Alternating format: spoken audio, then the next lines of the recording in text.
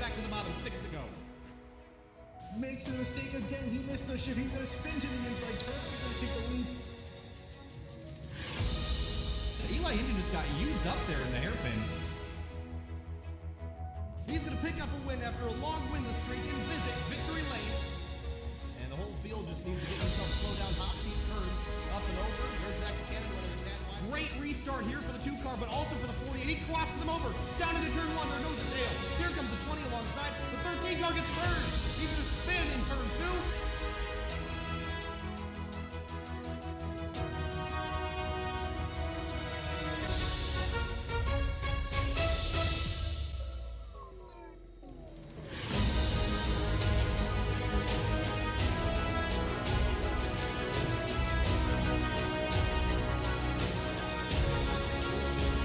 The 3WideRacing Cup Series started their season in Daytona a few months ago. With only 3 races left until the chase begins, the RaceKings Cup Series returns to the high banks of Daytona on the older and bumpier surface. Welcome to SimTV, and it's round number 14 of the 2019 season. I'm alongside Finian DeCuna. And Finian, tonight, watching practice before the race, we were a little bit concerned about the handling of the race cars. Hot temperatures today, and even with all the extra downforce, these cars are struggling to maintain grip through the corners. You put a little bit too much wheel in it. So how do you think this race is going to go tonight with a little bit of slippery action out there? I don't know. It could go one of 2 ways. If these guys are a little bit patient, which I'm hoping they are, it should go pretty green, but a little bit aggressive. And this is, again, I don't want to get insulted too much to the drivers. These cars are really on edge tonight. Almost out of the driver's hand, so I imagine a lot of them are definitely going to try to be careful to make sure they don't cause a big one, but should be interesting to see. I think we're going to see a lot more conservative racing tonight than we usually do at Daytona. So if you're wondering about my voice, if you were watching last night, you'll know that I was at Watkins Glen this weekend, so my voice is not doing fantastic, but hopefully I'm going to let Finian finish the call out tonight if the finish is exciting so that I don't voice crack again like I did last night. At least it was entertaining, I'll give it that. Qualifying underway, 3.5 minutes left. Chad Frankenfield on course. He was not there last night in the Truck Series race. Curious to see how he can do with his Ford Mustang here this evening. So he's out on course. Paul Ross, I don't think is going to make it here tonight, Finian. That's a real shame, considering he is one of the No Bull 4 tonight. 4 drivers going for an extra $20 bonus if they complete the race win, and they're highlighted in red on your ticker. And Finian Ross was one of them, so it's only going to be 3 drivers going for the No Bull 4 this evening. Yeah, I'm sure those other 3 drivers being Joshua Adams, I forgot the other 2. Joshua Adams, Sam Close, Matt Gruenberg, and Paul Ross were the 4 drivers. Yeah, so the other 3 definitely going to be happy that Ross is in here. That's one less driver they have to worry about getting the $20. But I think it's going to be really hard to try to get that, considering pretty much everyone's got not shot at the $20, but definitely got a shot at the win here. Jonathan Cogswell coming across the line. He'll lay down a 49.461. That'll put him second right now, but still a lot of qualifying left to go. Michael Skinner in the 48 car again, still filling in for Nathan Velez. And Michael Skinner's been really successful so far, taking over that 48 car for the last couple of weeks. Curious to see if he can do the same tonight and get that number 48 Mustang in victory lane. Austin Derbyshire has a beautiful livery on this car this week. I love this this stealthy looking black, silver, and gray scheme as he rolls out for his qualifying effort. Yeah, one of the one sim guys, a bunch of them tonight as they were last night. I think they're going to try to pretty much copy and paste what happened in last night's race where they all worked together to beat off the competition. And if they have the same teamwork they had last night, I don't definitely see them going to victory lane yet again. Yeah, they had a stranglehold on the finish of that race, and only the 14 of Kevin Finn was able to kind of break into that and make a mess of it. But those other 3 cars, those one sim teammates, worked together extremely well. We didn't really see a lot of teammates working together. It was a lot of every man for himself last night, and I'm interested to see if that'll carry over to this evening. I think tonight's going to be a race of attrition, a race of survival, and I think the teammate thing will come secondary and just making it to the last 10 laps. However, if you got teammates at the end, I'm sure you're going to be in a better position than those that don't have any. You see Grunberg work off of turn 4. He's going to start his qualifying effort, cutting it close here with 57 seconds left in the session. I think he's pretty much only going to have time for 1 lap and barely that. And actually, I'm not sure if he's even trying. No, he's just having fun out there. He likes starting at the rear. And there he goes off into turn 1 and pounds that fence down.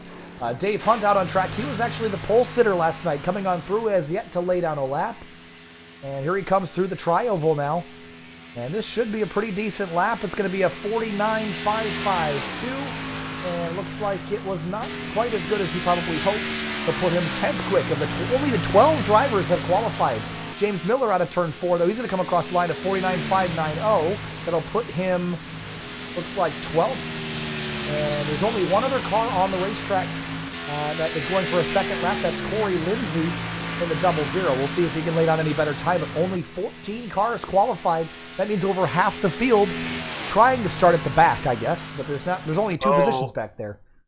Yeah, and Corey Lindsay was just rounding out of turn 4 when the time expired, so unfortunately he won't be able to complete his second lap. Luckily for him, though, with only 14 guys qualifying, he will be starting in 14th.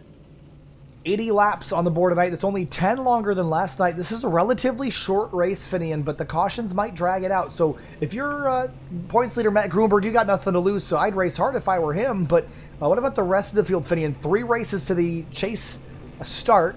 This is a racetrack that can get you in trouble and put you more out of it than you already were. So what's your plan if you're not in the chase and trying to get into it?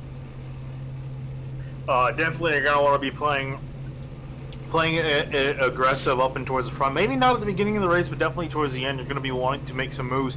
Get yourself up there if you can. If you have some teammates to work with, definitely try to. Because you know the 1-2 guys are going to be working together, and you're going to need at least some other person to fight them. I think you can ask Kevin Finn of how his attempt went last night. So I think that's what you're going to need to for winning this race. Also of note, Tamil Wells.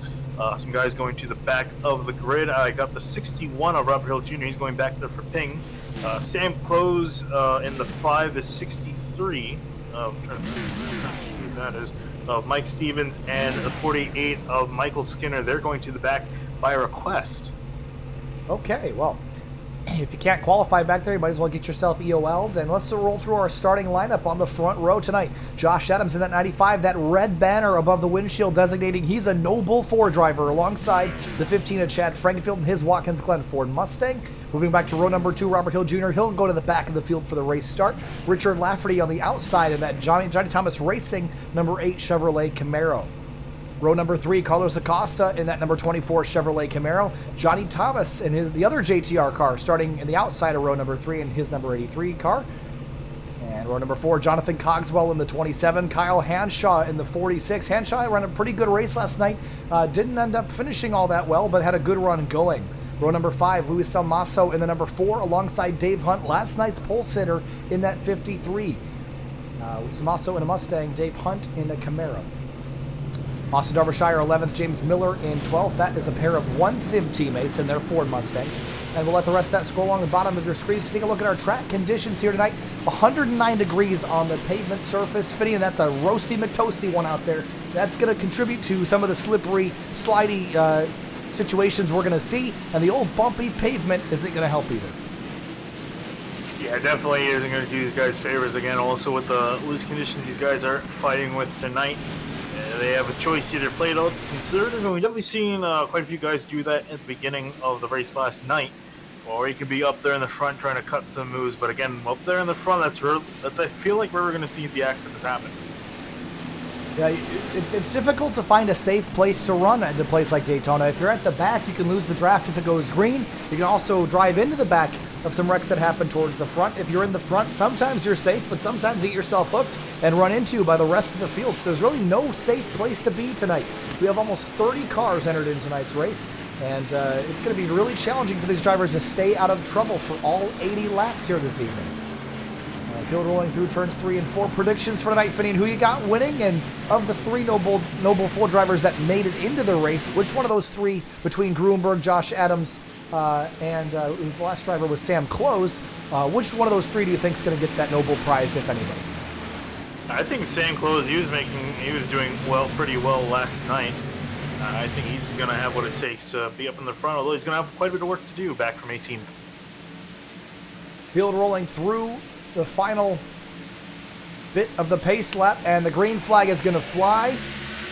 Racing at Daytona, 80 laps on the board as we start. Josh Adams gets a good run, and he's got that 24, Carlos Acosta, tucked right up behind. Yeah, Acosta trying to give a little bit of a shove to the inside. We saw the inside line getting backed up last night in last night's race, and that outside lane was I would say the more preferred line, but let's see if Frankenfield and Lafferty in the 8 can get it going on the top side. Field rolls off at turn number 2. 2 even lines right now. Everybody behaving so far. I think that's the 42 I see in the background that is on the apron. Might be dropping to the back. That's James Miller. And Acosta trying to push the 95 back to the top spot as Frankenfield edges ahead into turn 3. Yeah, already a big amount of cars deciding to be in a second pack. Already 2 packs forming as we come out of turn 4 and complete lap 1. Who's going to lead this first lap? It's Frankenfield by a nose at the line. He will lead the first lap. Look at Richard Lafferty looking to the outside, maybe trying to take teammate Johnny Thomas with him as the 15 leads that outside line. But 3 wide this early, probably a no-no, Finian. So I think the 8 is going to sit there for now. Yeah, definitely think you don't want to go 3 wide, especially considering how on edge these cars are. I think definitely leave it 2 wide for now. Maybe in the later going, you can experiment with going full send. But so far, guys, giving each other room, and I think this is what I was more or less expecting to see, giving each other some space. A lot of cars towards the rear of the field, just kind of hanging out for now. Sam Close as well. He's way back in, all by himself, Finian, in 29th, way behind. I didn't see what happened to him, but he's out of the pack, and he's already 28 seconds behind the leaders. Josh Adams at the front, though, pulls ahead of Frankenfield, and he's going to lead that lap time through.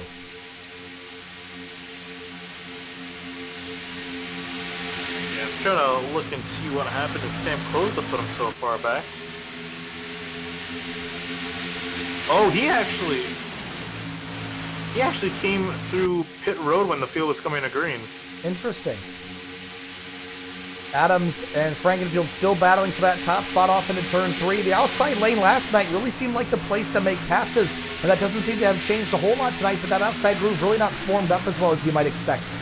Chad, the 8 and the 83, the 24 dipping below that yellow line there. Fair game on the white flag lap. We saw that come into play last night. And we actually made it around to the white flag lap without too much carnage. Granted, there wasn't a whole lot of trucks left in that event. But still, side by side for that top spot as they enter turn 1. Yeah, really no lane winning at the moment as no one's really pushing too hard. The 24 of Acosta seems to be aggressive on the 95, but I see him get kind of squirrely tucked in behind that Best Buy Chevrolet. Robert Hill Jr. is that last car way at the back in 28th place, hanging out for now with Michael Skinner and Mike Stevens. And it looks like the inside line beginning to pull ahead again. Adams going to stick to that bottom lane. Caution. Yeah, 89. Brent Miller spins, and Richard Hines just missed it. But I think, as far as I can tell, we have a couple more cars off the course, but I think for the most part it was really just the 89 that was involved in that. Some more guys I see with damage. Frank Sims in the 75, he got a decent length from behind, as well as Race Clark. And Nick Miller, too, I saw him going for a spin in turn 4. Yeah, this is exactly, yep. We talked about this. Ooh, that Groomer just missed it. But the 89 just got loose entering the corner. I mean, that was all that was he just got sideways. And we talked about the hot temperatures playing into it. But with all this downforce, I don't think drivers were expecting it to be this early. Let's find out what happened to the 75. We're right on board with the 75 of Frank Sims as he enters turn 3. This is Race Clark in front of him. And they might have checked up when he saw the car loose and spinning. And that's exactly what happened. The 22 jumped on the binders, and Frank Sims got hit from behind by the 2 of Richard Hines. And then you said you saw the 9 of Nick Miller going around as well. Here's a look. And Miller was on the outside of Gruenberg. And the 9 got help from the 17 of Cameron Rich and got tipped off sideways, and he slid up the racetrack, and he got clipped by the 21 of Jordan McKeeboy, who was last night's winner. Oh, and actually, I was just looking through the replay. There was another incident up ahead with the 46 and the 00.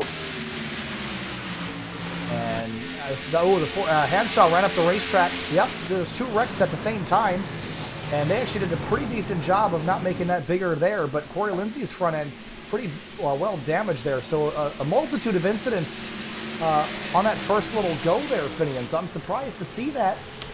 I mean, this early in the race, I think we expected there would be some slipping and sliding, but that many different accidents. Oh, Richard Lafferty and Carlos Acosta right next to each other. That almost looked like some displeasure shown between those 2 drivers. And I'm not entirely sure why. I didn't see them have any incidents yet in this race, but yeah, a lot of guys just getting a little bit loose in the corners. It really started with Brent Miller, and then some guys checking up after that. Hanshaw and Lindsay's incident was completely separate. They were past it, still all under green. So I think this has kind of showed you how on edge these cars were visually to the viewers. I mean, we saw, both of us saw in practice how some of these guys were struggling with it, and still saw some incidents. So pit stops have happened for some drivers. Let's take a look. The top 4 have stayed out. Everyone else on back came down to pit lane. Race Clark was the first one out of pit road. Remember, he got some damage in that. Looks like he just rolled right on through. He didn't even stop. Dave Hunt, Jonathan Cogswell, Tanner Sharp all took 2 tires. Salmaso took 4. Frankenfield looks like he just stopped for a moment and didn't even take any service. And from Adams on back, it was all 4 tire stops. But Josh Adams came in as the leader, comes out in 11th place. So he's got some work to do to get himself back up towards the front row. Looking down from high above the Daytona International Speedway, it's the 14th race of the season. The last couple weeks have been interesting ones for drivers, and I think we saw a lot of frustration in the last couple weeks of on-track conduct. But a place like Daytona, this is a frustrating racetrack because you don't control your own destiny here. And it's very difficult to run well here unless you can just survive to the end. We've already seen some drivers actually leave the race. Justin Kolb, I don't even know if he took the green flag in that 52, but Cameron Rich currently scored last right now in that 17, maybe fixing some of the front end damage he had after making contact with, I believe it was the 9 of Nick Miller.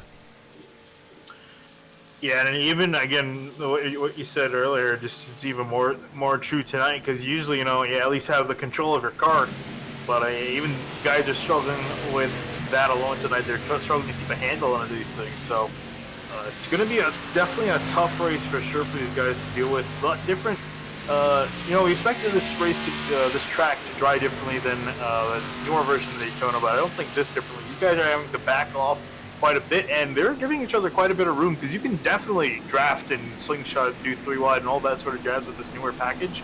Definitely a lot more racy, but these guys have been very calm and collected, and still there was an incident, so I don't really know what more these drivers can do at this point. So looking on board, we're on board with the second place driver, Richard Lafferty, and that is your leader. That's Carlos Acosta. Look at the spoiler on the back of this car. That is that big black bar right above the rear taillights there, with looks like there's some windows in it.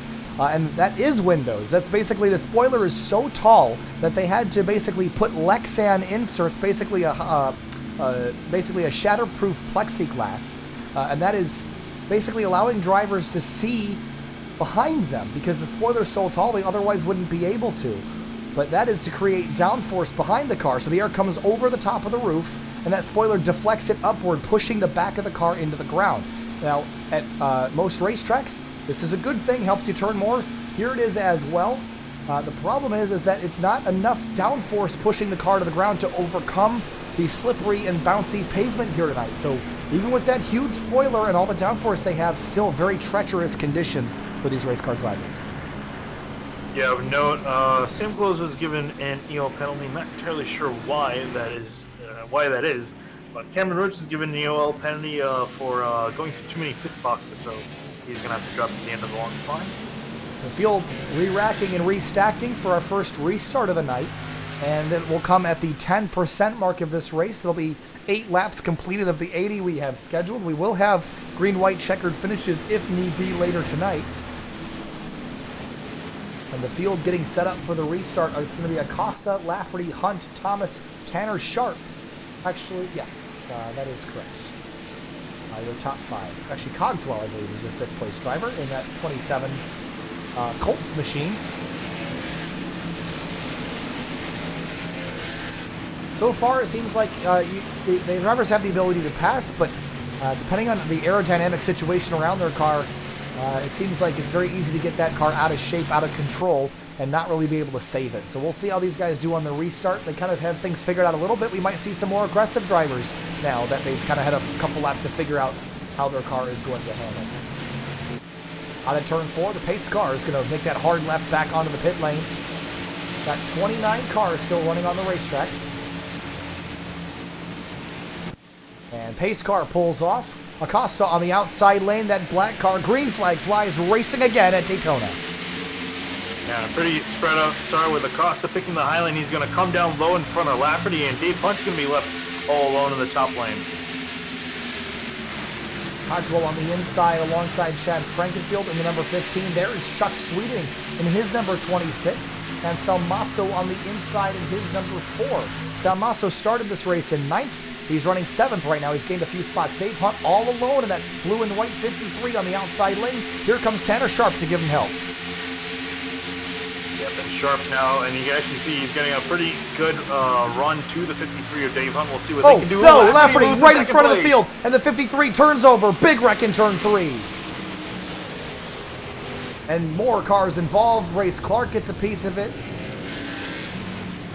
Corey Lindsay right at the end is going to get some damage as well, but Tanner Sharp, Richard Lafferty, and the 53 of Dave Hunt destroyed in that incident. Violent wreck here on lap number 10.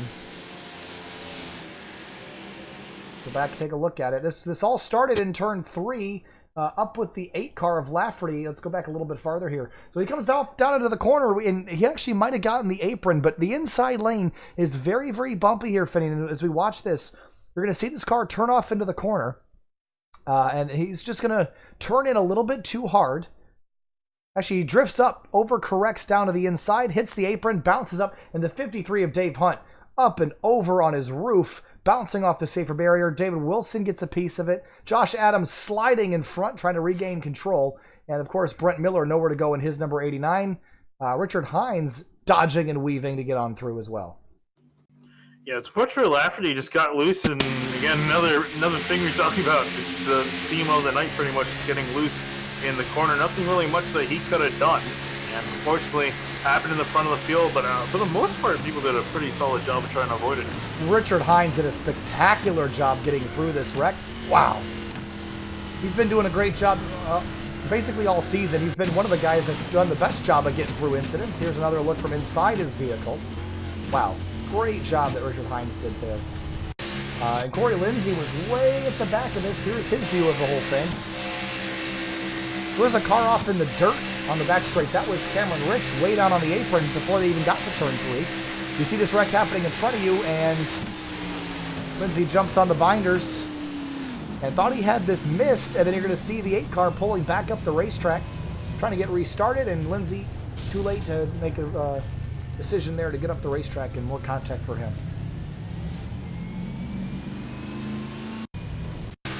Go back and look from one more angle here with the 8. And turns off at the corner again, and hits that apron, slips up, and just clobbers the 53. And of course, Tanner Sharp involved as well. Race Clark had nowhere to go. But an incident involving at least 7 or 8 cars on lap number 10, our second caution of the night. As we catch the field back up, looks like we've had some more pit stops, and Jonathan Cogswell inherits the lead here.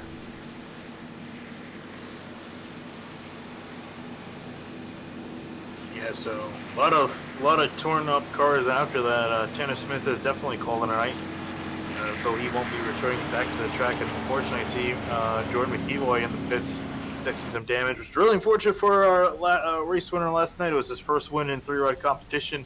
I don't think I mean, actually, the nose isn't too bad, but it's definitely going to be a struggle for him to try to get another win tonight to try to repeat.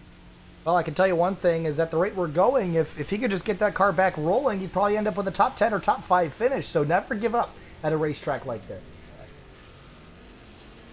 Head back up towards the front again. And, of course, Chad Frankenfield missed last night's race because he was down in Watkins Glen at the NASCAR races there, as were we. That's why my voice is gone again, if you haven't figured that out already. after you know, it's funny. The only time I ever lose my voice, I never lose my voice when I'm sick. It's just at race events. And it's funny because you can go back and watch streams and know exactly when I've been to the racetrack, because every time I go, I end up with this. But Frankenfield, well, maybe we'll talk to him a little bit later tonight and see if his voice is gone as well. I think he actually had hot passes. I think he was down in the garage most of the weekend. The 14 of Kevin Finn was able to pick his way through the incident, Finian. He started in 22nd. He's running 5th right now, so good track position gains for that Crown Royal Mustang early in the going.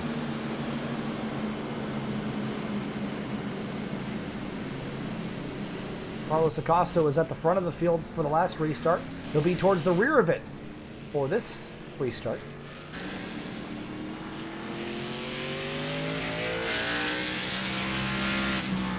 Johnny Thomas in the 83. Oh, look at Frank Sims. He's still out there with that front end all destroyed, Fiddy. And he's running this car without it. It looks like a modified. It's running 7th right now. And honestly, like I said, never give up. If he can just stay on the lead lap, he could probably pick up a lot of positions later. 12 laps into this 80-lap race, 2 cautions so far. And we've had 3 lead changes. And last night we saw a really competitive race, lots of passing. Probably see that as well tonight.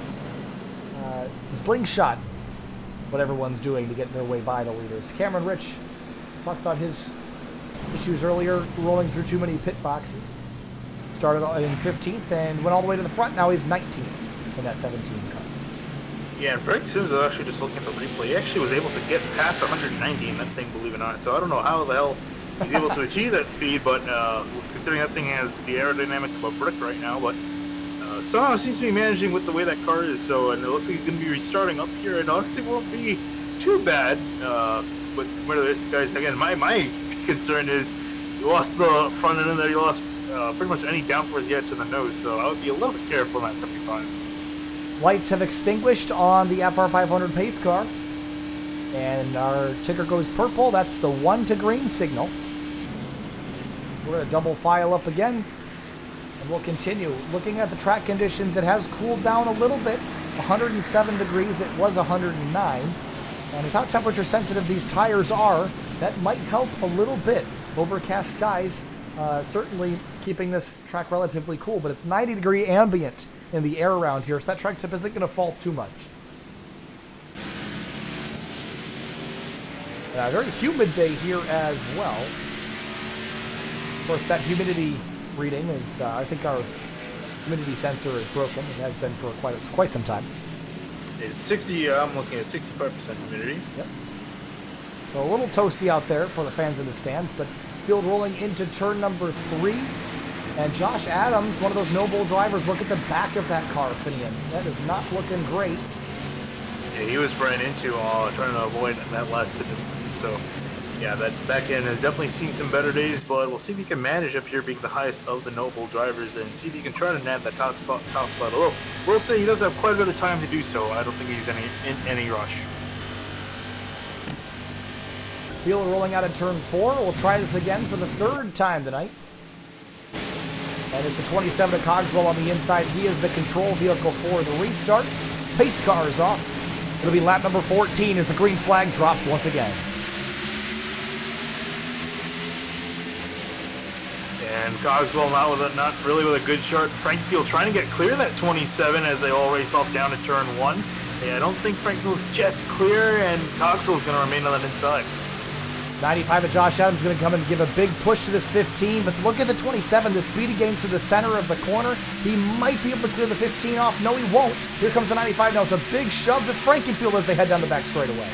Yeah, big run on the outside lane, but Tomaso now helping the 27 on the inside. Can Tomaso push this 27 clear of the leaders?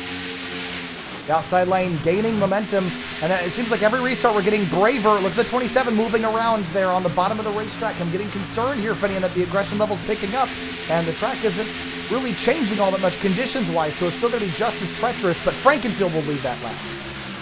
Yeah, Frankenfield will lead that lap, and he will pull in front of the 27, leaves the 95 up on the top, and look who's behind Adams. It's Michael Skinner in that 48. Yeah, has been having a great stretch of races, as we've pretty much mentioned for the last few weeks, but last night I think was one to forget. I'm sure he's going to want to make up from that.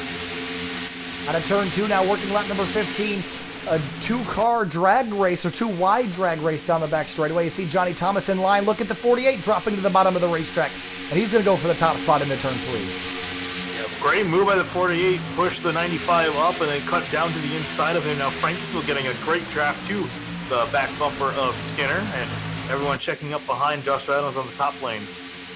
To the start-finish line, it's going to be a drag race there. I think the 48 is going to win it by a nose. He'll lead lap number 15. And Frankenfield moves to the bottom. He's going to push this 48. And Josh Adams now, he's right in front of Johnny Thomas, but Johnny can't push the back of that 95. The damage there will cause that car to spin, so he cannot really push that 95 very effectively. We did hear last night that drivers were pushing in the corners. It is possible to do, but certainly not in a car with that level of damage. Yeah, definitely not with the damage indeed, but Thomas still trying to do what he can. He's going to push on the straightaways. I think that's probably the best he can do for that 95. Some sparks flying on the low tire pressures here. Side by side for second now as Frankenfield tries to clear Adams, but it's the 48 of Michael Skinner out front right now. There's Sam Close. He's one of the other No Bull drivers, so it's Adams and Close fighting for that prize. Of course, they're the drivers in red on your ticker, going for a $20 additional prize if they win the race. Frankenfield changes lanes, jumps back out in front of the 95, and he's going to go for the outside lane and try to get the lead back. Adams can't be pushed, but definitely can push. So we'll see. He actually doesn't even really do much there. Around the outside, they rocket around the 48, and the top three guys get clear of him. Some shifting and shuffling down the back straightaway. And Johnny Thomas chooses the middle lane to push the 95, and Sam Close now works his way inside the top five. After Close started back in 18th. So he's flying forward, that red banner on the windshield giving him extra purpose tonight. Out of turn 4, Thomas leaning on the back bumper of that 95, and that makes me a little bit nervous, considering all the damage he has to that car. Up, and Adams going to slam the door shut on Frankenfield. He's going to dive down low, so Thomas going to have free reign on the top side with Sam Close tucked in behind of him. That was mighty close there as the 95 came across the nose of the 15. Managed to get there, though. Look at Robert Hill Jr. He started at the tail of the field. He's in 6th right now. He's the 3rd car in that outside lane in that blue, crimson, and white machine. Pushing Sam Close and Johnny Thomas, and neck for the top spot.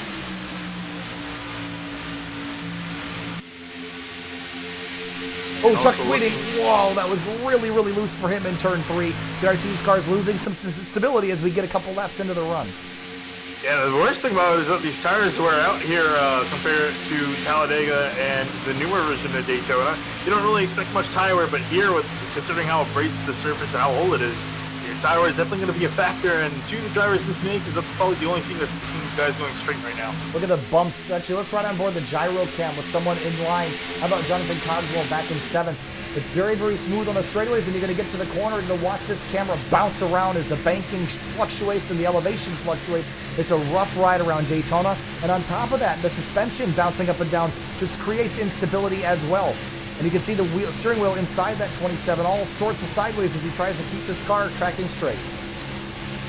Oh, a big wiggle for the 48, and Michael Skinner's going to keep it calm and collected off the turn 4. That could have been a lot worse for him. Robert Hill Jr. in 3rd place now, pushing Sam Close to the top spot, but Johnny Thomas has made his way to the front of the line here in that 83 Carhartt machine.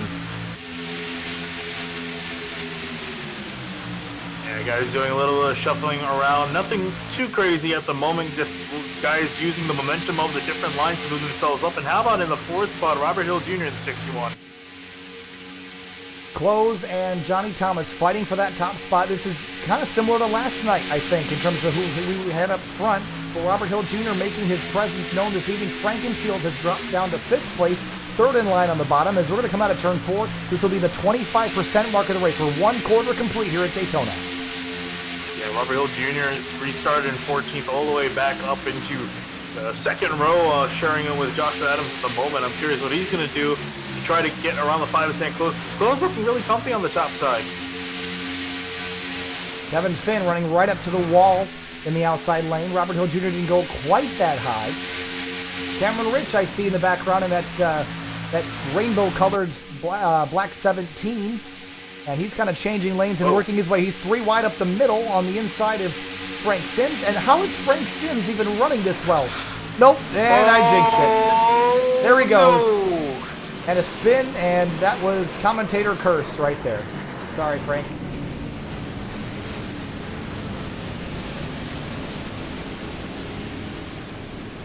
Third caution of the night. And Frank Sims, that car, I was just saying how well it was running considering the level of damage, and right as I said that, all hell broke loose off into turn 3. Just got up into the fence and right down the racetrack in front of Richard Hines, and Hines couldn't miss that one. He did save it, though, I believe. Yeah, he did save it, but it's got some pretty decent damage to the left side of his car. I think there might have been one other car. Was that it? Was it just those two? I think so. Oh, Chuck Sweeting got a piece of it. That's the other car. And that's not insignificant damage to the 26. For our third caution of the night, Johnny Thomas leads the race. Then your 2 or your 3 No Bull 4 drivers sitting in second and third.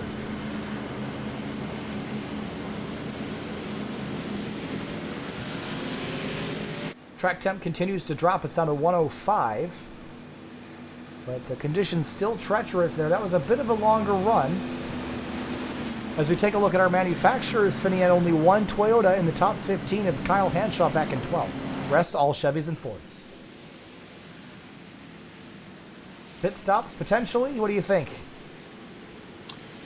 Well, I don't really have to think much because every single guy is coming down on pit road. Will we see anybody stay out? I don't think so. The tire wear seems to be pretty severe here. The track surface is very abrasive and bumpy, putting a lot of load on the tire. I see Race Clark not coming to pit road, but he is a lap down, so he will get a wave around as Josh Adams comes in for... Oh, Johnny Thomas overran his pit box, as did Josh Adams, so they'll probably lose some spots here on the pit lane.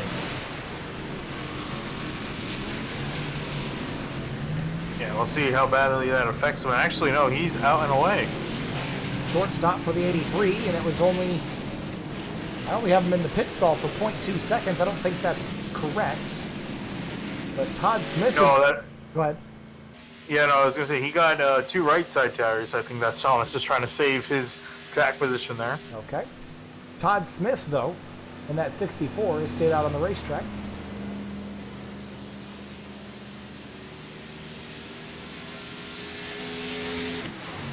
And he has 12 laps on his tires. And my guess is that he's not going to last too far up front there, Finney. I think the tire wear is severe enough that a 12 to 15 lap run, you're going to want some fresh Mr. Feelgoods before you get back out there, because you're going to be sliding around a lot more once you get 10 to 15 laps into the next one. Yeah, we'll see if this is just a move to try to get a bonus point for leading a lap. Unfortunately, he didn't get scored for leading the lap, so he might stay out there another just to get that, or if he's just going to straight up come down a pit road, because definitely think he should. At some point under this caution, should try to get back in on pit road, get some tires on those things, because yeah, definitely, which fairly uncharacteristic for a super speedway, where tires are really, really significant, and it looks like the 64 is going to stay out for at least this lap. All right, I was looking to see if we could find Chad Frankenfield to talk to him, but I don't see him around. How about we quickly get a word from, as long as we're not one to green this time, through which we are not, let's get a word from Josh Adams in the 95 if we could.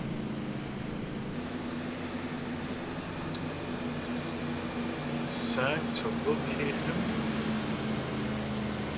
Found him.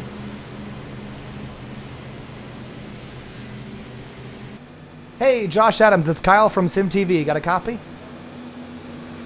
Yeah, I've got you. Hey, well, so far so good for you. You're one of the No Bull drivers tonight, running in 5th place. Some damage to the rear of that car. Is it affecting you at all? And how do you think you're going to run the rest of the race? No, I think we're good on the damage. Seems to be if you keep your damage here away from the sides, you'll be good. It's about 25 seconds. I didn't even bother repair. In terms of the track conditions, it seems pretty treacherous out there, especially if you kind of get the bumps wrong and you're turning it down into the corner a little bit too much. Is that tires? Is that the track temperature? Is that just the bumps with the setup? What's causing that loose condition? One, obviously the old surface. I guess we've got a custom setup this week. I don't know how that thing's supposed to make it handle, but I kind of found out running in the lead on the bottom tight. I was a little bit free by myself down there, so I'm going to see if I can stay to the high. All right, we're going to let you get back to work. Should be 1 to green this time, Josh, so good luck out there. We'll talk to you later.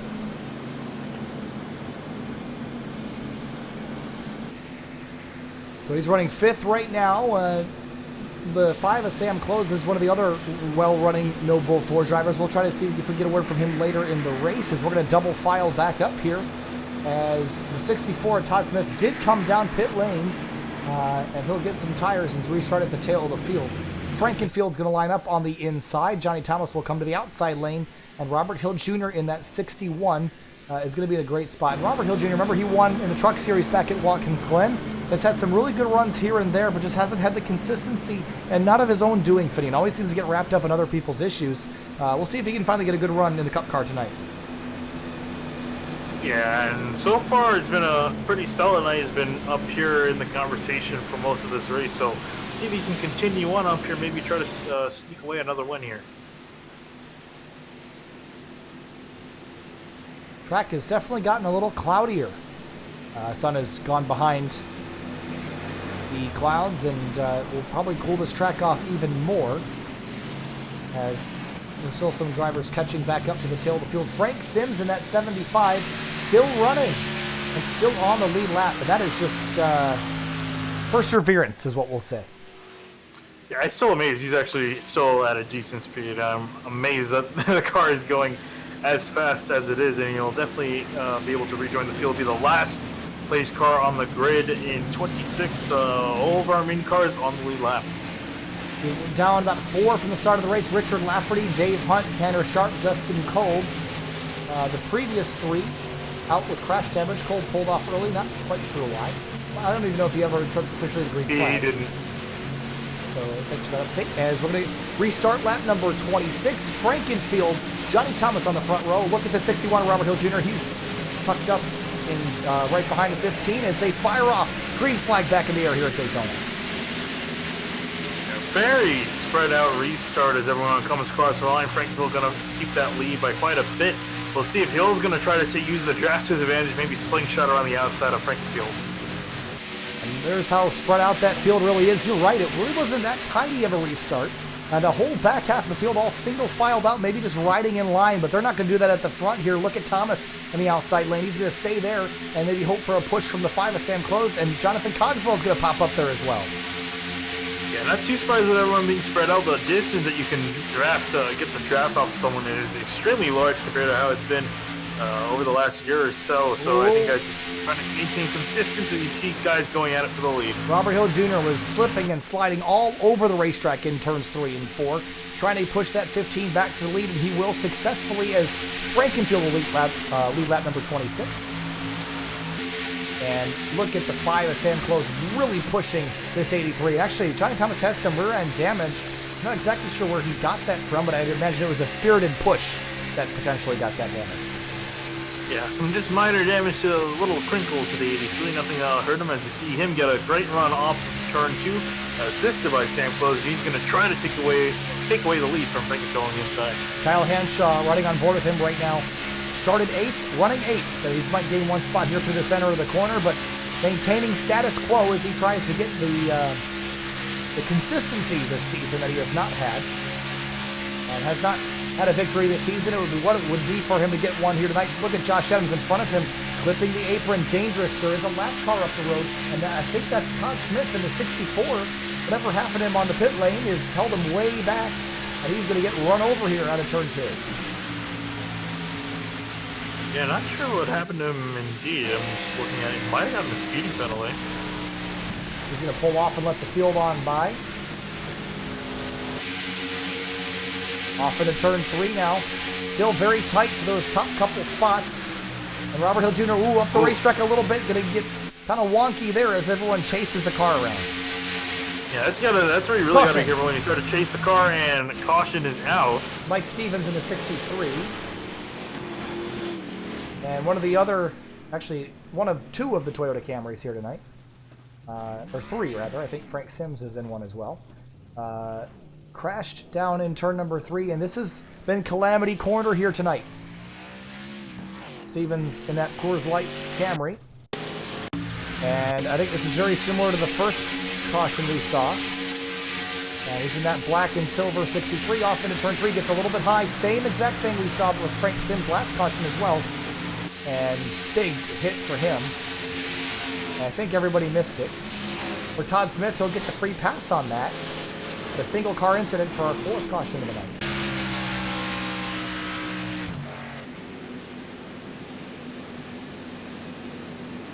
So with that, as we have entered our 4th yellow, we've had 10 lead changes so far. I think we'll take a quick break. We'll be right back with you for the restart. And we'll update you when we come back. Stay with us.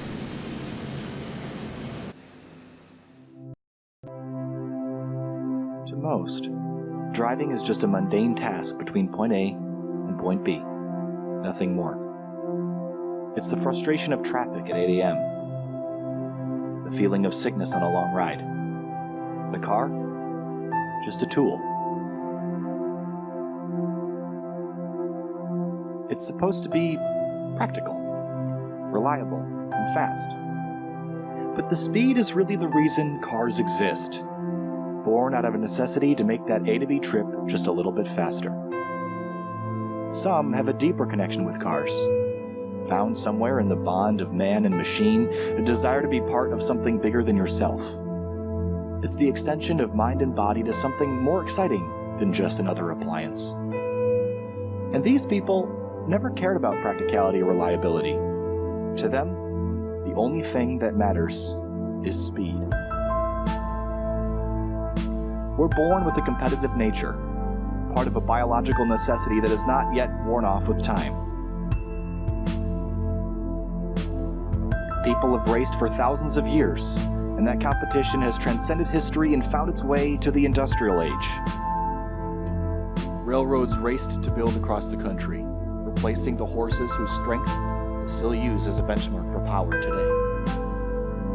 And as personal vehicles became popular, the railroads died off. What once was the quickest way across the country became snail's pace in comparison. The interstate highway system expanded and cars populated every driveway. And the competition between types of transport quickly transitioned into the race to have the fastest car. Bragging rights. Manufacturers like Porsche, Ferrari, and BMW emerged in auto racing, each trying to one-up the other. Building engines became an arms race. Who could build the fastest dinosaur-powered lens? So while the passion for cars has died for most, there are still people that are fascinated by racing. The sights, the sounds, the smell of burning rubber and spent race fuel lingering in the air, this is what attracts us to the sport of auto racing. We are empowered by drivers that climb in impossibly fast cars and put everything on the line for the sake of competition. Drivers who know that one slip-up can lead to disaster.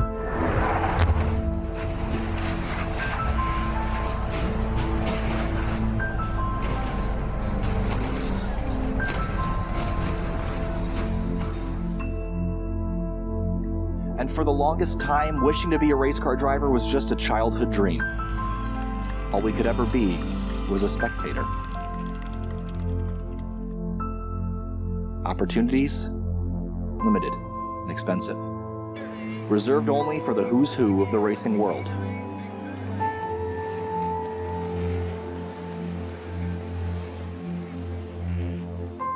Until now.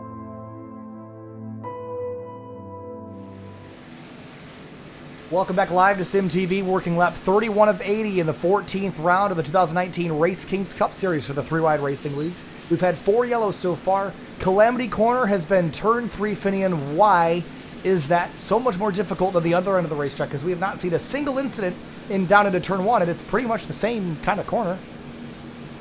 Yeah, I don't know. I think part of it might just happen to be due to some chance, just with the way guys have kind of drafted up each other, just it happening in turn 3.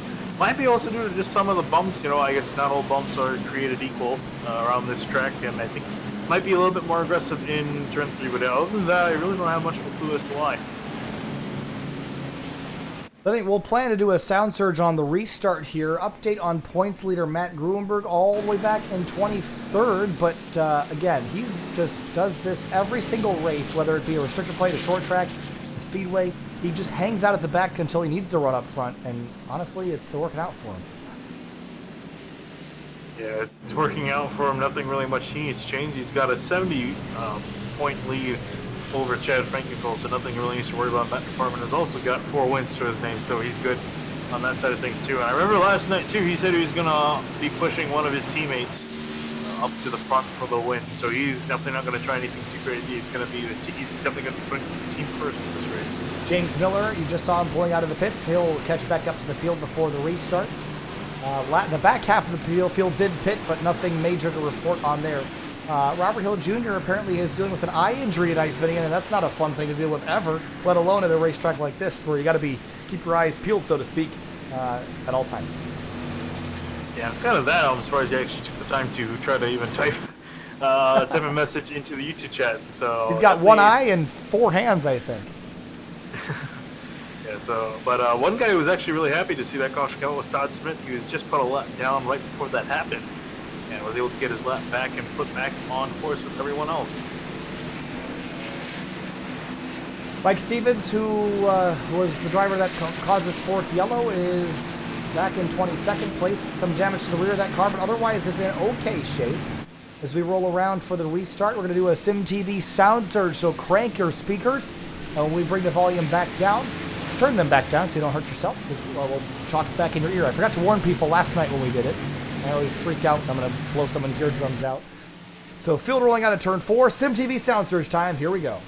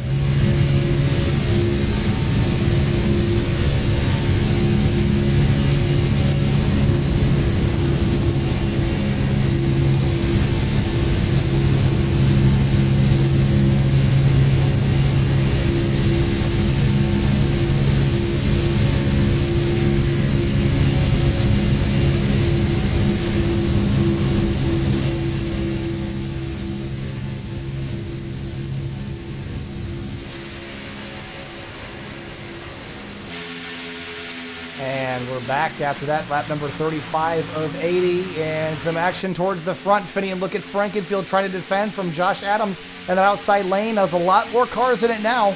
It's building a lot of momentum. Off into turn 3 now, Johnny Thomas edges ahead with help from the Sam Close car in the 5, and Sam Close and Johnny Thomas have been working well together so far tonight. And look at Kevin Finn popping out of line, trying to get some air to the nose. How about overheating and cooling? Is that going to be an issue tonight? I definitely think it's going to be an issue, but I feel like guys are more worried about how the handling of the car is than their temps. Although I have noticed a lot of the guys have been giving each other a lot more room that we would probably see at a track like this, so I think they should be able to get a sufficient amount of air to their engines. Working towards the halfway point, Chad Frankenfield at the top spot, but it's Josh Adams that wants it. I think Adams has been the quickest car tonight of the Noble 4 drivers.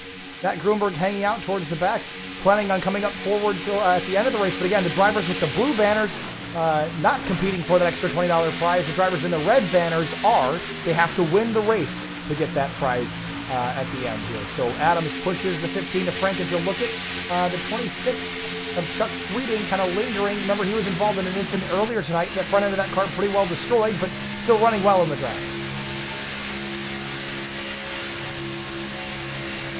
Sustained speeds of over 190 miles an hour. A bit of that speed bleeds off in the corners. You see them chasing the bumps. And then heading towards turn 3, which has been Calamity Corner, especially once you get a couple laps on the tires. Once you get a couple laps on the tires too, and everyone has been kind of bunching back up towards the front, so one small slip up and a lot of guys will go packing here. You got to be really careful. Oh, and I see Kevin Finn up near to the wall. He's going to keep off, but that was really close. That seems like you get understeer off into that corner. and you just try to turn down off the wall so you don't hit it, and you end up spinning out. Here comes the 95 to the outside of the 15 now for the top spot. Pulls up right in front of Johnny Thomas, and Thomas is going to try to push that 95. We got to be careful with all that damage. Here comes Adams to the top spot.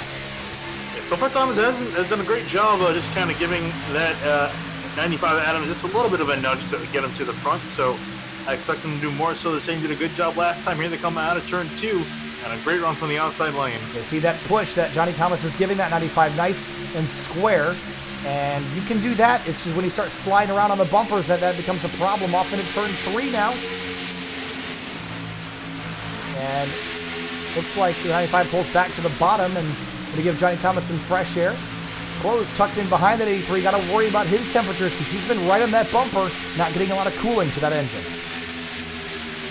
Well, he looks like he's not concerned about it at all. He's going to push the 83 to the lead and then some as they go off towards turn 1. I think Close is going to try to get clear. There he goes, top to bottom to the inside of the 83. Close is going to take the lead. A strong move there by the 3WideRacing driver, and right in front of Josh Adams he goes. Those two drivers competing in the Noble 4 prize. Lined up astern down the back straightaway, and that is Chad Frankenfield P3 and Kyle Hanshaw. Whoa, big block by the 5 on the 95. So be careful, guys. Heading off into turn 3. Close gets pushed up back in front of the 83 of Thomas, and Adams going to lead with Frankenfield giving a shove from behind.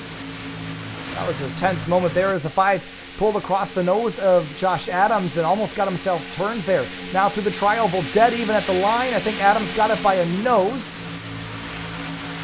Adams got it by 0.02 of a second at the line. Close for those guys, but Close again going to try to make a move. Thomas tried to cut him off, but Close says nope and defends on the bottom. Oh, and Close jumps back up to the outside lane. Johnny Thomas right on the bumper out of turn 2. They're getting more and more aggressive as the race goes on. Down the back straightaway now, lined up that outside lane, much stronger than the inside.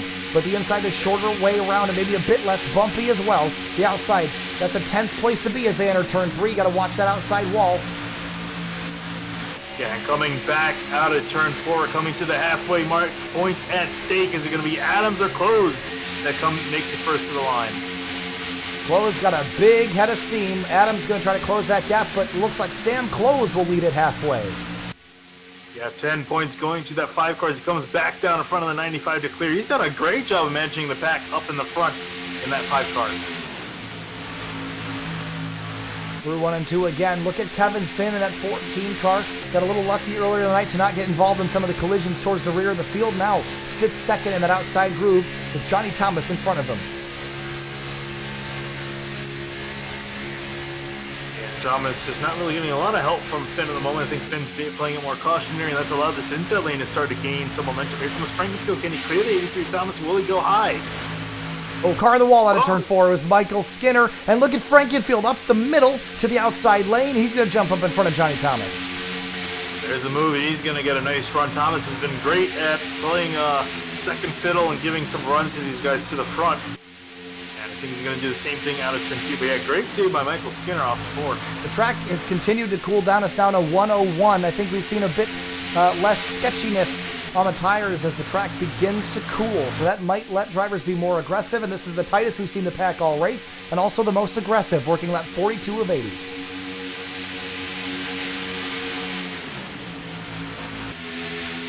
So far, we've been pretty green. Don't want to jinx it now, but if we do go green all the way to the end, they're definitely going to have a green flag pit stop at some point. That's going to be very interesting to watch. And we saw back at Daytona, I think it was in the trucks at the beginning of the season, when we had basically everyone locking up the brakes and making mistakes, because you don't really do green flag super speedway stops very much, and it's hard to gauge the braking if you haven't tried it before this weekend. So that's another thing to watch, is if drivers do have to make green flag pit stops, will be able to do it without making a mistake. Josh Adams understeers a little bit out of turn 2. The outside lane has momentum. Thomas pushing the 15 of Frankenfield to the top spot once again. Yeah, Thomas with a great move on the outside. I think Frankenfield's quite clear of Sam Close to the inside. At 5 of Sam Close maintaining his dominance there. I've noticed some other guys too. Hanshaw, guys like Hanshaw just kind of sitting in third in line on the bottom. Hasn't really made some moves at the top because I think he's content sitting back here just watching what's going on. 19th and 20th is Matt Grunberg and James Miller. They're just trying to stay out of the fracas at the front. And look at this. This is super intense here, Finney. And if anybody makes a mistake, it's going to wind up 10, 15, maybe 20 cars. That's why Grunberg is staying out of the mix right now, because this is probably the most dangerous time of the race, when everyone's gotten comfortable to race each other, and there's still as many cars as you're going to have out on the racetrack still. We've only lost 4 from the start, which is a far cry from how many we lost last night. We had a lot less cars. So staying at the back, probably the safe place to be as we enter turn 3 again for the 44th time. Yeah, this I think they got to be careful just not to drop too far back, otherwise they're gonna reach the point of no return. But yeah, definitely I think as these laps have gone on, guys have been getting just a little bit more aggressive as they get comfortable with one another, because they're realizing they can force the issue just a little bit more, and it kind of compounds lap after lap until we're gonna get a wreck, and hopefully it's not the big one.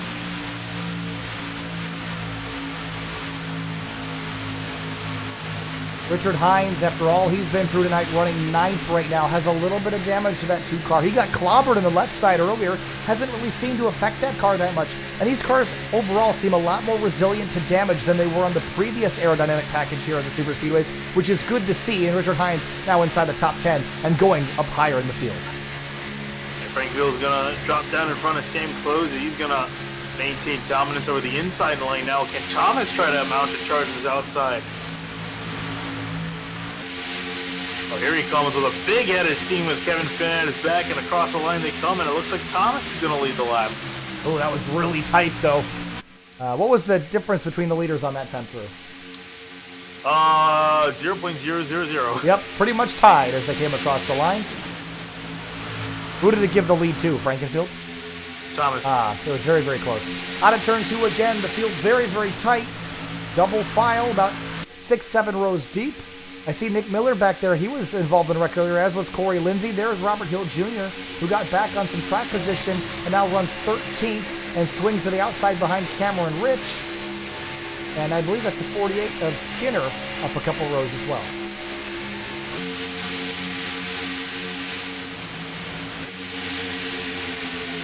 So Finn and Salmaso on the top side by themselves. These guys haven't really been too aggressive in this race so far. Maybe the 4 is Salmaso, but Finn now getting a nice shove from that 4.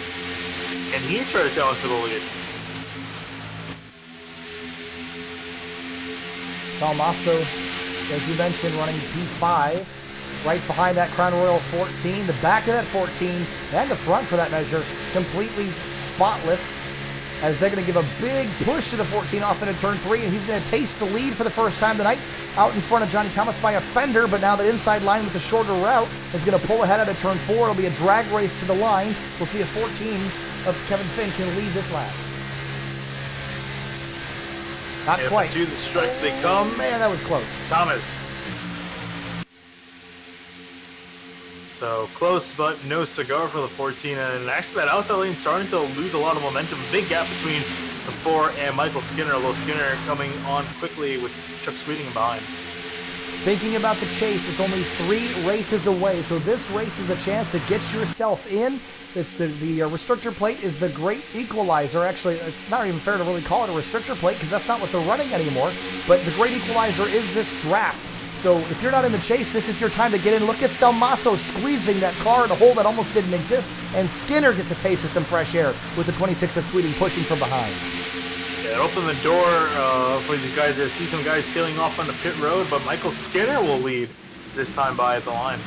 Richard Hines all by himself. That's a lonely feeling here at Daytona. Yeah, so pit stops. I wonder if we might start to see some more guys peel off on the pit road as this run goes down. I think this fuel window is probably going to open up around now or maybe in a few laps, with these guys only running 75% fuel. Yeah, the fuel window should be about 25 to 30 laps, so we will start seeing people peel off to make it to the end. From here, if we get a caution, I'd expect more people to come back down to get tires. I think right now it's probably a fuel-only situation, I would imagine, but I guess we'll see how they handle it out of turn 4. Will anybody else come? Here comes Johnny Thomas, and he'll bring a couple other people with him. Yeah, Joshua Adams, I see coming down. I think Kyle Hanshaw as well. But only those 3, so a small group, but at least you got some people to work with. And they made it down to pit road without incident. And now the field's going to kind of stretch and squeeze a little bit as people try to get configured to get down to pit lane. And that small group did a pretty good job of getting out of the way. I just heard Michael Skinner call on the radio. He's coming in this time by. And he is the leader. He'll probably bring a lot of people with him here. Richard Hines about to go a lap down as the field rolls on by. The leader's approaching the lap car. 3 wide, they go through turn 3. Tense moments here. Skinner about to peel off for pit lane. And he's going to bring the 14 to Kevin Finn, Frankenfield, and others with him. I see the 5 of Close coming as well. And, ooh, that 48 is in really hot fitting in. I don't know if he got all the way down to pit speed. Oh, he definitely did not, but I think more importantly, will he get a penalty for it? Keep an eye on that car for me if you could as we watch the battle for the top spot. Jonathan Cogswell, Chuck Sweeting going for the lead. And we'll probably see the rest of the field peel off for their pit stops for the next lap. Oh, yeah, Skinner got a penalty. Oh. Michael Skinner too fast on pit road. And that'll be a stop and hold. Real shame for the 48. Was running well in this race. No one from the lead pack comes on this time through. Maybe try to go a little bit farther in case there's a green-white checkered, perhaps. Yeah, you definitely gotta account for that in your strategy. Also, I think it's just good to try to extend it as much as you can. You don't want to be too careful. We saw some guys stretch the fuel last night, and other guys were too short. So definitely try to maximize your fuel, especially if you're a little bit unsure. That group of 3 that came in a couple laps ago is right in front of the leaders. They're trying to make up ground. They're not really going as fast as they could. They're only running 195, 196. The field behind them up to 200 miles an hour. We'll see how this all pans out here. Will they come to pit road this time or maybe next time by? Robert Hill Jr. hits the apron, slides up the racetrack. Single filed out. Do they come this time? Doesn't look like it. Yeah, and actually in front of them, that pack of 3 catching the second group that just came down. And now Adams trying to go through the middle. He's going to go through some of these guys to try to take the lead. Frankville going to block, but Adams with an aggressive move to the outside. He's going to take the lead of this pack at least. Just absolute chaos as through turns 1 and 2. Everyone trying to get their positions back, and Josh Adams takes command of that group. Meanwhile, the leaders right behind them trying to get set up for their pit stops. But it's wild out there right now. Yeah, that was some great driving. Ooh, I see. Slow car, Todd Smith on the apron down in turn 3. Yeah, I'm not sure what happened to him. Out of fuel. The 64, will he make it all the way around? And if I were the, Chuck Sweeting didn't come to pit road, neither did anybody else. That would have been a good time to hit pit lane in case that 64 doesn't make it all the way around. He might not, Finney. He's only going 43. This could bring out a yellow. Yeah, we'll see if it does. It's kind of hard to tell at this point, but he's crawling slowly at 37 miles an hour. Well, he's right on the apron where the field's going to have to come through to make their pit stops, Finney. I'd be amazed if this didn't cause a yellow. Only 35 miles an hour. He's going to be in the way, and this is going to be a very, very scary situation for those that need to hit pit lane. 42 miles an hour now. He's not going to make it.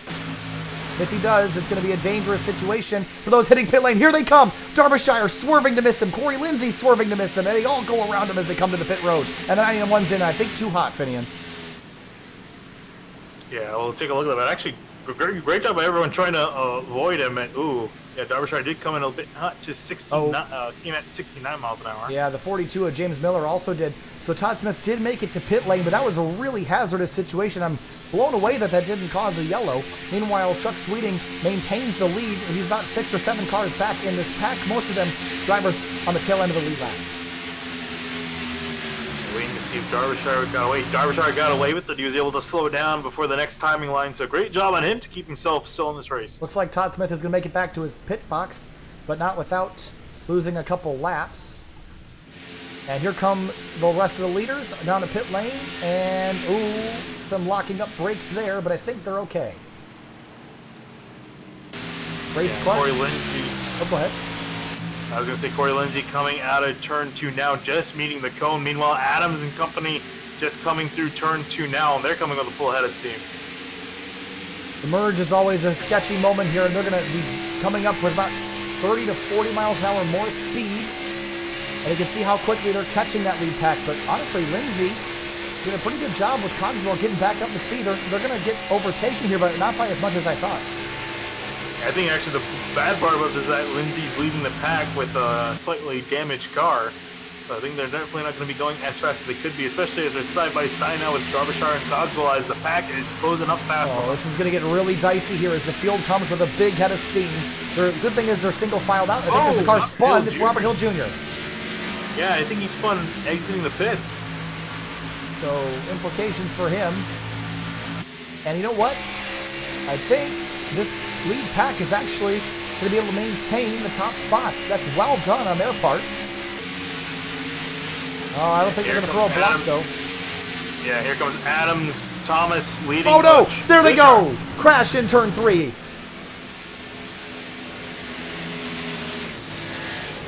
Caution out.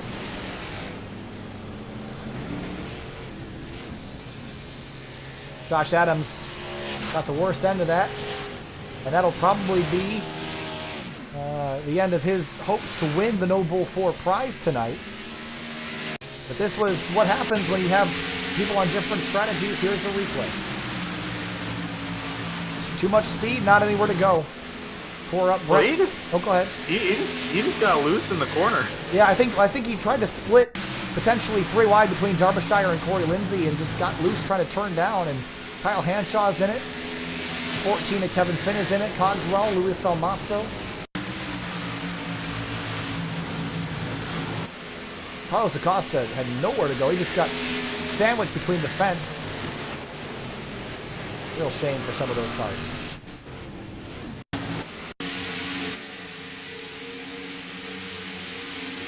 There's another look. I don't even know if he was trying to split 3 wide, but definitely maybe when he lifted it upset the car, and that's what turned him around. Yeah, no, he just got, that's what I was saying. He just got loose in the corner, and he didn't really have much of a choice to try to go for that. But yeah, at that point, he was just a passenger. Richard Hines has missed almost every wreck tonight. And here's his view of this one.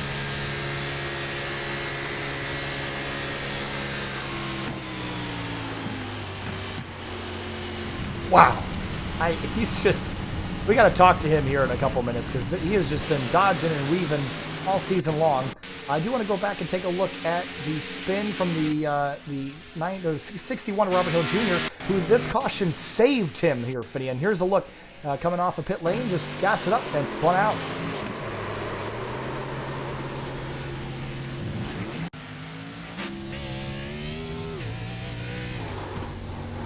Got behind the steering, and there goes the 61. So he gets saved on that sequence as we head back up live, and Corey Lindsay retains the lead. Race Clark sitting in second. Good run for him so far tonight with all the adversity he's had.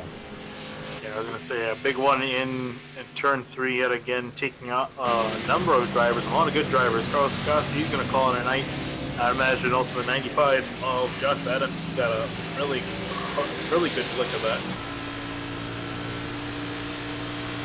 Trying to just look through the order and just kind of see who else was pretty much ended it, whose day ended in that. Brent Miller, his car already after being damaged earlier, I think he's going to be not so pretty. Trying to see if we could get a hold of Richard Hines. I can't locate him, so I don't think we'll be able to chat. But I just want to give him. If we were sponsored by Allstate, he'd have the good hands move of the race. We'll just put it that way. Please sponsor us, Allstate. Somebody. Corey Lindsay leading this race with some damage to that car. Race Clark has some damage to that car.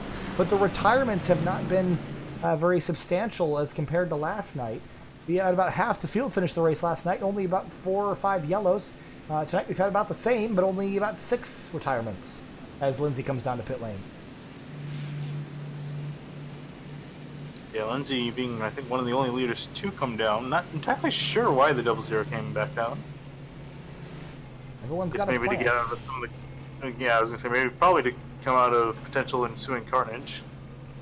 Yeah, we're getting down to about 20 laps to go for the restart, and what that tells me is if you thought everything that last run had was crazy, I think you're about ready to get rudely awakened. Well, let's talk to Race Clark in the 22 if we could, Finian. He's down at Isotech Enterprises.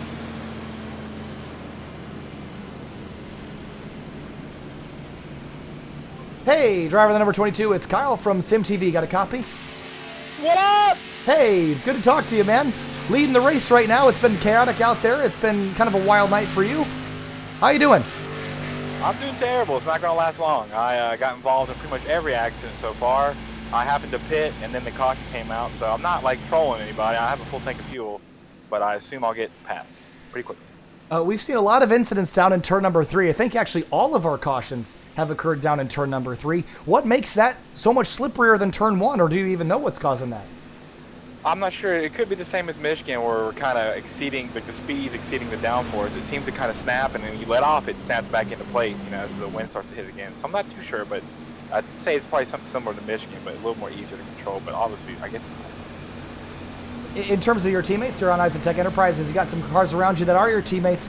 How much are you leaning on them for this race tonight? Because it seems like at tracks like Talladega or the newer Daytona, you can kind of plan out moves better because you have a lot more grip. But it seems with the situation tonight, maybe it's a bit more every man for himself. Is that the case? And what's the plan with your teammates for the rest of the race here, these final 20 laps? We definitely had a game plan. We all started in the back and wanted to work our way to the front, but it seems like everybody slowly but surely got put in an accident, besides Cam. So I'd say at this point, if there's any plan, it's just, I guess, for Cam to win. All right, well, we're going to let you get back to work. It's 1 to green. Lights are off for the pace car. Good luck out there. We'll talk to you later. Yes, sir. Nice talking to you. Absolutely. All right, so let him get back to work. And he'll have teammate Cameron Rich to his outside for the restart. Sam Close, Finian. It's going to be a lonely no bull 4 battle if Matt Grunberg doesn't get up here, because he has been up here all night and has stayed out of trouble so far.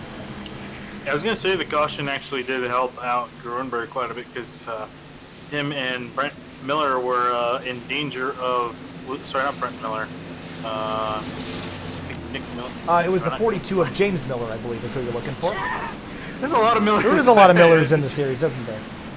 Yeah, I haven't realized that, but yeah, so James Miller was, and Grunberg were working together. They were quite a bit ways behind the pack. I wasn't sure if they would really have enough time to get back up there with the leaders as they were playing it safe. So this puts them right smack dab in the fight with everyone else. So we'll see if the one team guys have got anything hiding up their sleeves. Coming back to the restart, and let me just double check my factoids here. We've had 5 cautions so far for 15 laps. Which means the other 75% of this race has been clean and green. You've had 21 lead changes. That's averaging out to 1 every 3 laps, and we're going to see a whole lot more. The ticker's going to go from saying lap 60 of 80 to saying 20 to go as we enter the final stage of this race. Pace car is going to pull off. It'll be Race Clark, Cameron Rich in control of the restart. Row number 2, Frankenfield, Johnny Thomas. Green flag back in the air, 20 laps to go. 20 to go, and a great restart for Cameron Rich on the outside. Race Clark struggling to get up to speed, and he's just holding everyone up on the inside lane. I'm not sure what's wrong with his car. Well, he said he wasn't going to be very fast, but he does have a full tank of fuel. And look at the 83 giving a big push to Cameron Rich. That inside lane getting stacked up though behind that 22.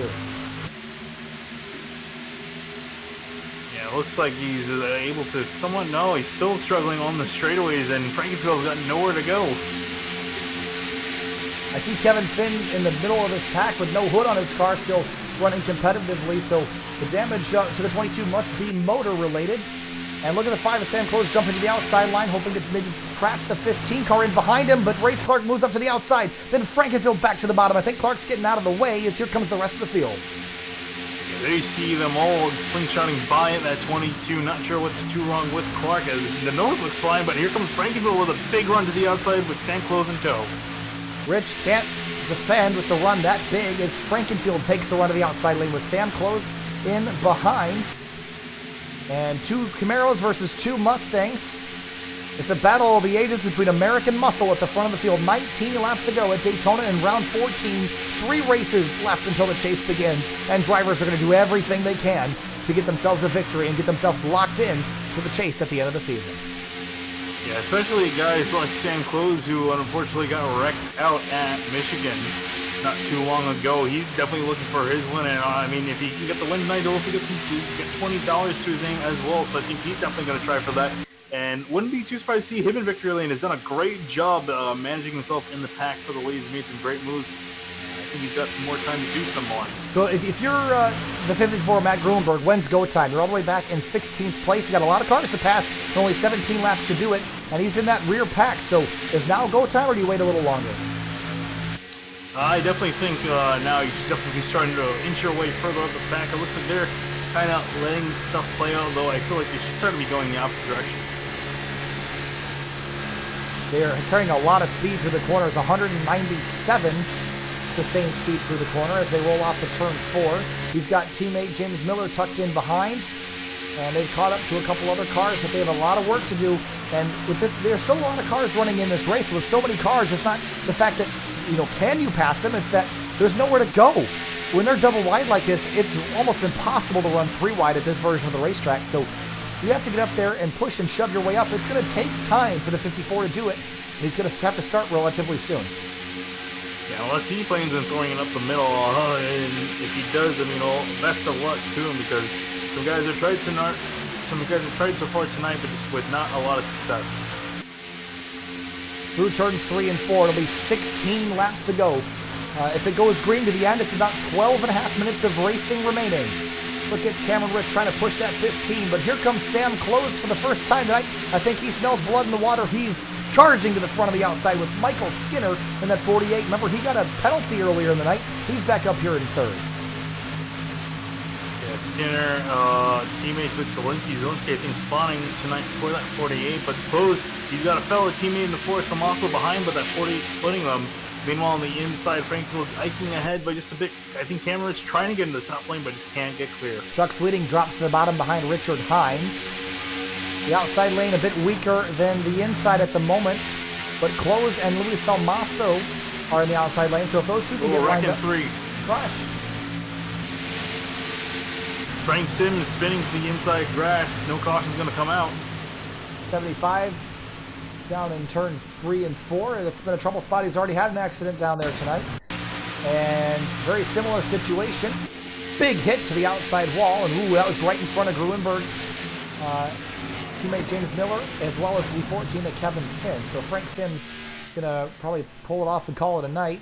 Meanwhile, for the lead, still Rich and Frankenfield doing battle. Gruenberg's up to 13th. Finian last time by ran slower than the leader, but faster than everyone else in front of him. So that 54 is coming. He's starting his charge. Yeah, they're starting to push up. I see McKeeboy, Gruenberg, and Miller starting to get hooked up, so I think they're going to begin their charge to the front. It needs to happen soon. Rich jumps up to the outside in front of Sam Close, and he'll carry momentum to the top spot this time through. Sam Close with a dive to the inside in front of Franco. He goes to the inside of Cameron Rich.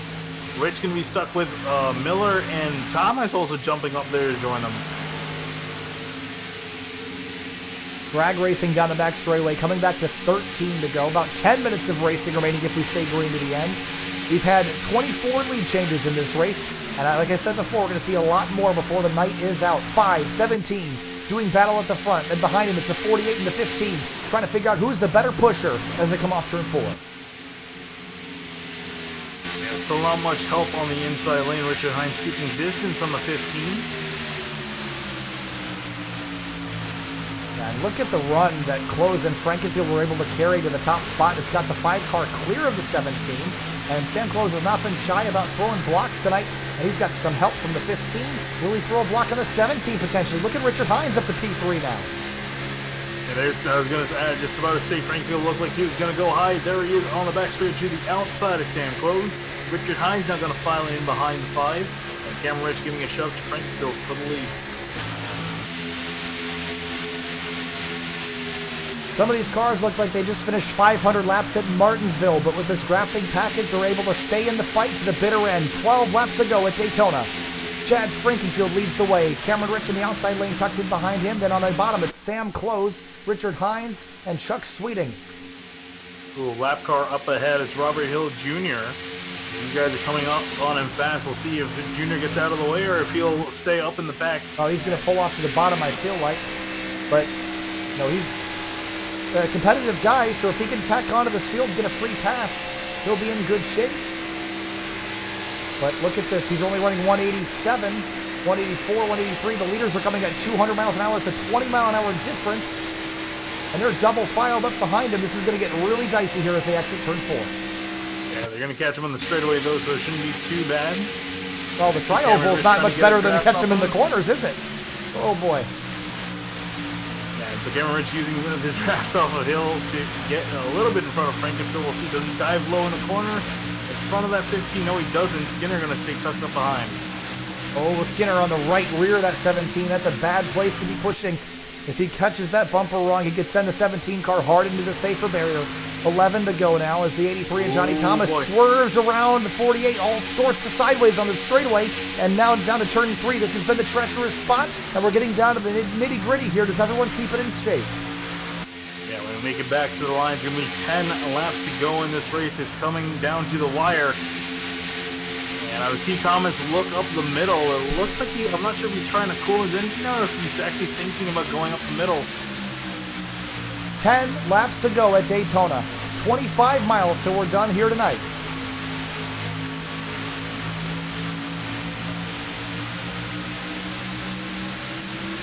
And looking behind, I see Nick Miller, sorry, not Nick Miller, James Miller in the 42. He's up in 9th place, but doesn't have his teammates around him. I'm looking at Matt Grunberg, Finney, and he's always still back in 13th at the tail of this field. He's got a lot of work to do. Wow, for the lead, the 48 to the bottom. There he goes. I thought Johnny Thomas was going to follow him through, but no, Thomas is going to stay up with Cameron Rich. Grunberg off this pack, maybe in case they wreck.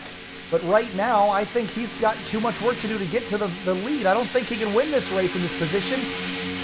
So he might just lay back and wait for them to wreck and then get himself in winning position after the restart. But I don't think he can drive through 12 cars with only 9 laps left.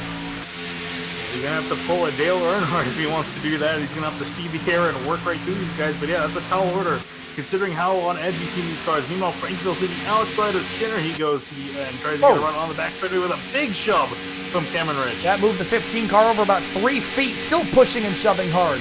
Sideways on the straightaway at 200 miles an hour. 9 to go, coming back to 8. Catching up on Kyle Hanshaw. Oh no, crash behind him. Derbyshire in the fence. And down in front of Kevin Finn, caution out, 9 laps to go.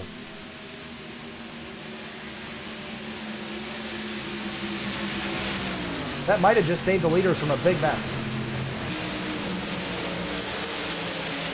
It was Derbyshire that was in the wall with probably terminal damage or close to it for that 91. That'll set up a late race restart. Let's look at what happened.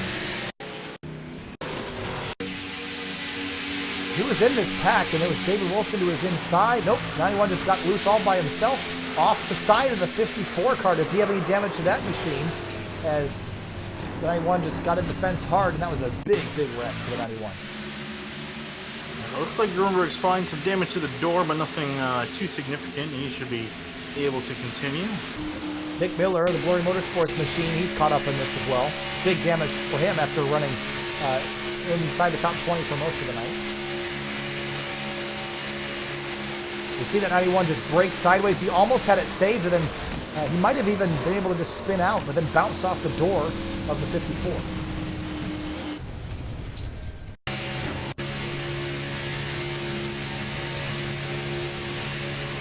One more replay from inside the 91. And everything happens so fast.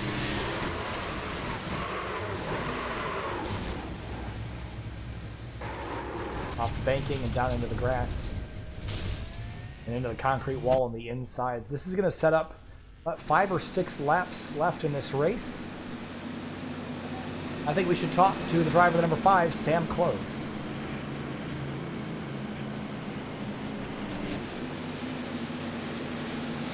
Hey, Sam, it's Kyle from SimTV. Got a copy? Yeah, I got you, man.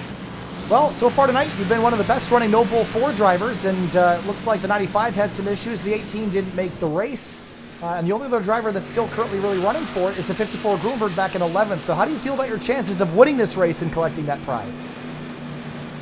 I feel pretty good. I think we got a good chance here. We're in 5th right now, but there's moves that can be made. So done it a couple times tonight. Hopefully we can do it again right here when it. Do you think it's possible to go 3 wide around here for more than a couple of corners without a mess? And are you willing to do that on the last lap to make a move if you need to? I think it is possible. Just as long as, you know, people don't get mad that you took them 3 wide. You know, it's Daytona. You can go 3 wide here even with the bumps. maybe that won't be necessary, but if that's what it's going to take to try to get a win and lock myself into the chase, yeah, you're damn right I'm going 3 wide. And talk to me about that yellow line rule. Of course, that white flag lap, that yellow line rule goes away. How do you defend from that? And you know, especially on the back straightaway, what's the etiquette like? And how do you defend from someone going down there and then taking you out? You know, someone goes down there, we'll see what happens. You know, I'm fine. Like I said last race, I'm fine with it on the front stretch.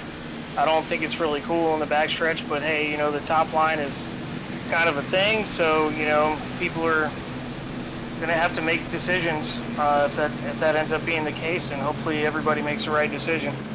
All right, Sam, we'll let you get back to work, plan this out with your teammate. Thanks for talking to us. Good luck.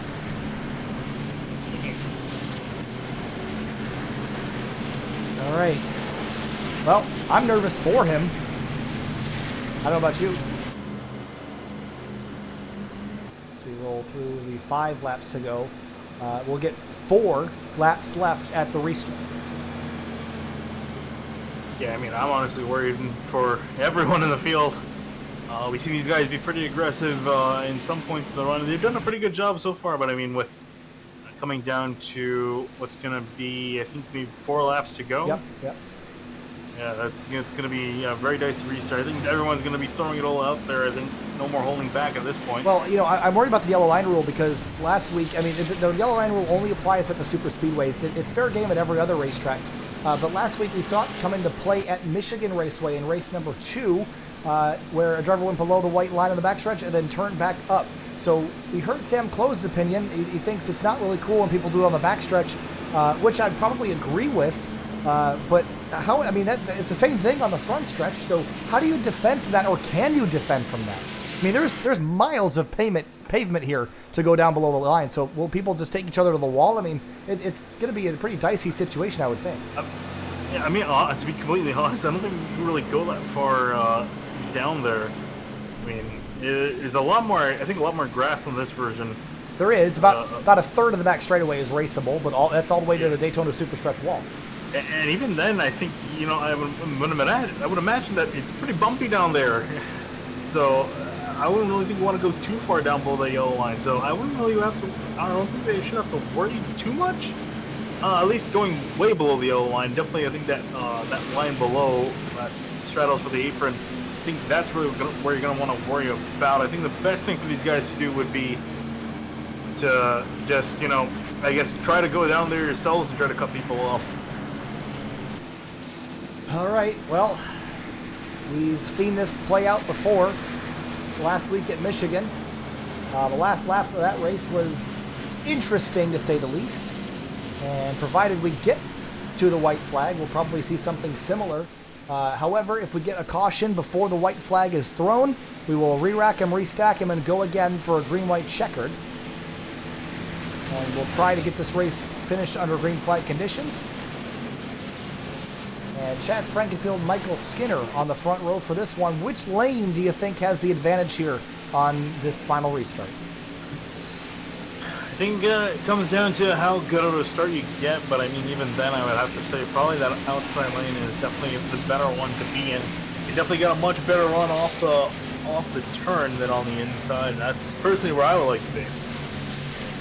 6 cautions in his 76 laps so far, 30 lead changes in 76 laps. That's almost 1 every 2 laps. We're going to see a couple more. And who's going to come out on top in the 14th round of the season? Only 3 races remain until the chase. We return to Daytona, where we started the season. Chad Frankenfield in that Ford Mustang on the inside lane is the control car for the restart. We'll have 4 laps to decide the winner of this race. Green flag back in the air here at Daytona. Yeah, been a pretty even start. Skinner gets a great jump on the leaders, and let's see if we try the side draft to get a run on Chad Frankenfield into the turn. Big hit from Sam Close into the back of the 17. He jostled the 15, almost turned him, heading down into turn 1. A big shove there, and momentum from the 5 carries all the way to the front. And it's just an accordion effect, pushing and shoving. Richard Hines there as well. I don't think the outside lane is set up as much as the inside row. But again, the outside can carry more momentum, but they're also that treacherous upper lane for turn 3. Yeah, but the thing on the inside, I think they're starting to stack up. Close wants to go somewhere, but he can't because he's got Rich and Frankville up in front. But meanwhile, on the top, it's Skinner and Thomas. No, behind him, the 26 is Sweeting sideways. He saves it. They keep racing, but there's going to be a stack up behind him. 3 to go. Caution out. Big wreck out of turn 4.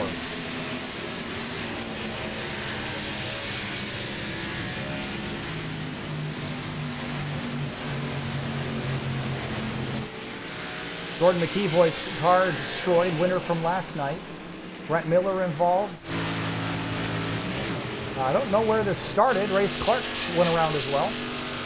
This will set up a green-white checkered. Let's go back and see where it started. I think it's between the 89 and potentially the 61. Oh yeah, I think. Oh no, the 20. Ooh, what happened to the 21? I think 21, from what I'm seeing, it looks like McKeevoy started to slow down just as he saw Chuck Sweeney get loose.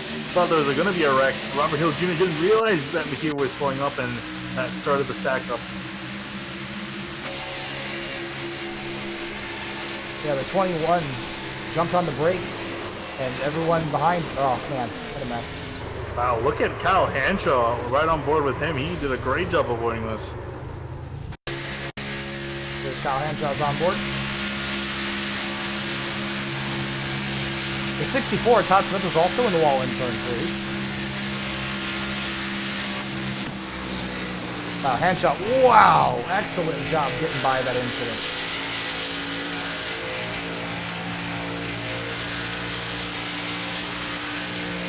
So we'll be set up for a green-white checkered here as the 61 hits pit lane. This race was going really well for him, but the luck has just not been with Robert Hill Jr. Yeah, he's going to be fortunate end for his day. I mean, you could try to fix that thing up, but it's looking a little bit worse for wear, and especially with the track position too. We're only going to have this one restart here as we're officially doing a green-white checkered. So we have one green-white checkered in the series. That's correct, right? Yeah. So it's only going to be this one chance at the restart. It's going to have a lot of way to go, and especially with a damaged race car. So if we get the caution on the first lap after the restart, the race will be over. If we don't get that caution and we get around back to the white flag, the race will finish under green, and that's when all hell will probably break loose.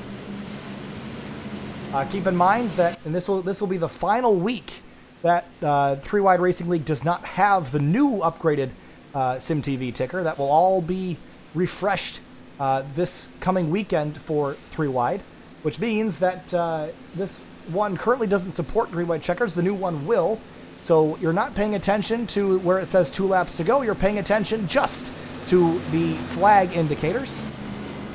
And the timing and scoring we will probably pull away as it does not update. And that is a limitation of the software. The timing and scoring only updates at the line once the race has reached its scheduled distance. So I will probably pull the ticker back and only display it once the race actually comes to completion. I don't really know how I'm going to handle that on the new ticker, because that's a software limitation, but I will fix the lap counter thing. That I can fix.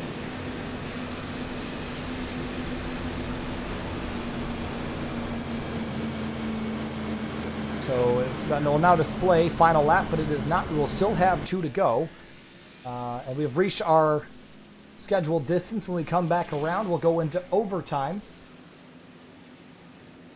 And Frankenfield is going to line up on the inside lane with Rich and Close, just how they were on the last restart. And Sam Close laid back just a little bit, got a big run, and just gave a big shot to the back of Cameron Rich.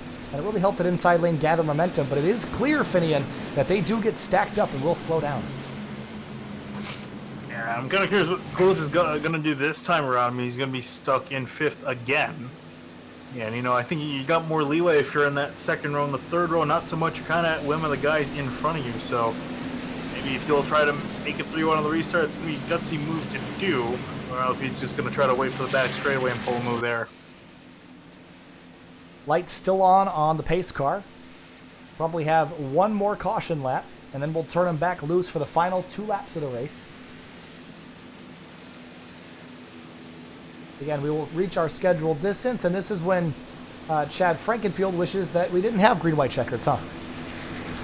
Oh, absolutely not. I'm sure he's hoping that there's going to be a wreck coming to the line and brings up the caution immediately, because he's going to have a very busy time, I think, trying to hold everyone off behind him.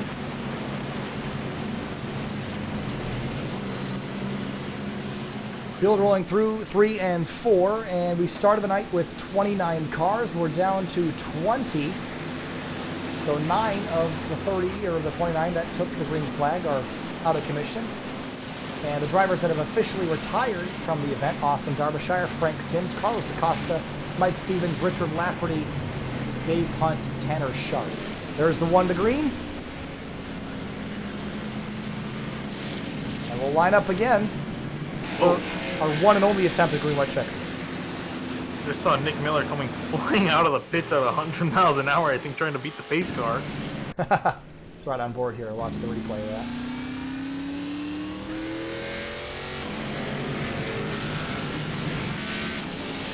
Well, whatever works, I guess. All right, who do you got for this restart, Finney? And I'm taking a look at, of course, Frankenfield, but also Sam Close. I think Sam can get it done, but he's going to need a little bit of luck on his side to get clear of those cars on his outside. I don't know. I'm trying to look up there and see who I'm liking at the moment. I honestly was going to pick Sam Close too, but you already took that one. You know what? I'm going to pick Johnny Thomas. He's been up here for quite a while. It's been fairly quiet so far. I'm curious to see if he's got some move he's ready to pull. And we've seen he's been pretty good at pushing guys on the outside. He's got Nick Miller up in the front, so if he can give a good shove to that 48, maybe he can get clear and try to win this race. So once again, for the restart, I will not pull down the timing and scoring because it will be incorrect until we get back around to the start-finish line anyway. So we're going to keep the cameras on the front of the field, and we'll watch the battle one-on-one at the front. We'll update you on the exact timing and scoring of everyone as soon as they come across the line and complete the race. But the pace car is going to pull off. It's Chad Frankenfield in control of the restart. No Bull 4 drivers left in the race. 54 Grunberg to 5 is Sam Close, and Josh Evans to the 95. Green flag back in the air. 2 laps to go in Daytona. Oh, and a great start for Nick Miller. Oh boy, I think he actually just beat Frankenfield to the line. Indeed he did. That could be a penalty. Mike Skinner in the 48 there, Finney. Sorry, Mike Skinner. Oh no, they get turned again! In front of the field. Do they save it? No, they won't. It's going to be a caution. Torn up race cars. But up at the front of the field, it's Chad Frankenfield all on his own as the field's torn up in turns 1 and 2. And that will end the race.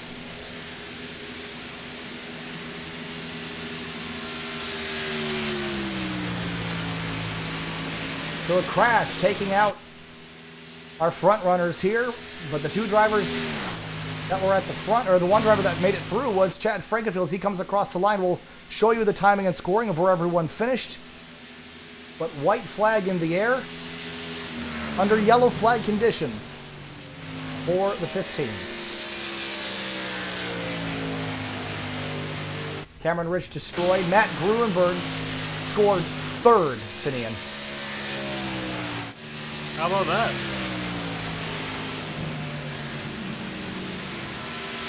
Sam Close scored 4th. Kevin Finn 5th. Hanshaw 6th. Thomas 7th. This is provided they make it around to the start-finish line to pick up the checkered flag.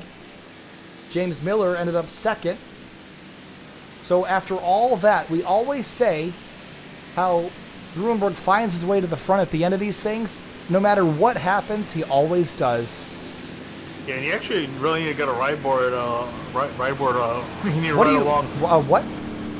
A ride board? Yeah, I don't know. I was gonna say ride along or ride on board, but that's what came up. But ride along with the 42 of James Miller and Matt Grumer, because they snaked their way through that wreck. Everything went on around them. They were just able to sneak on through. So they did a great job of avoiding. That's why they're going to finish 2nd, 3rd, as Frankenfield's going to round turn 4 and going to collect another checker flag. Yeah, we will go back and watch the replays of the accident here shortly. But for Chad Frankenfield, heading towards the chase, another victory on the season for the 15. He goes to victory lane at Daytona. James Miller 2nd, Matt Gruenberg 3rd. The 1 sim guys working together well again. Close 4th, Kevin Finn 5th, Hanshaw, Lindsey Sweeting Actually, Corey Lindsay, where was Corey Lindsay was actually scored P5 at the end of that. Robert Hill Jr. comes on through for an 11th place finish. All things considered, that's a decent result for his day. But here's a look at your official race results.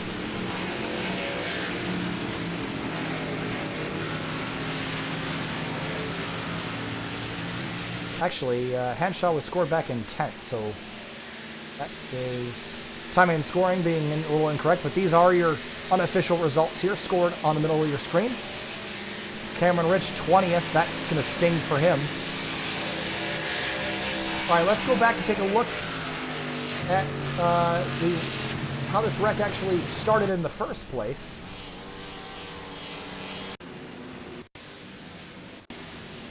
And we're going to have to go back quite a little ways here to find this, but this, I think, started with a 48 of Michael Skinner. Here's a look. It was the 83 that went up the middle. And did the 48 come down? I think he did. I'm looking at it. To me, it looks like it came down. Wow, big hits for everyone. Look at the 48 on top. And the 4 of Salmaso dragged along by the spoiler of another driver. Yeah, the 48 definitely came down for me. And just a big, big mess for a lot of the drivers. David Wilson in it. That was a big wreck there.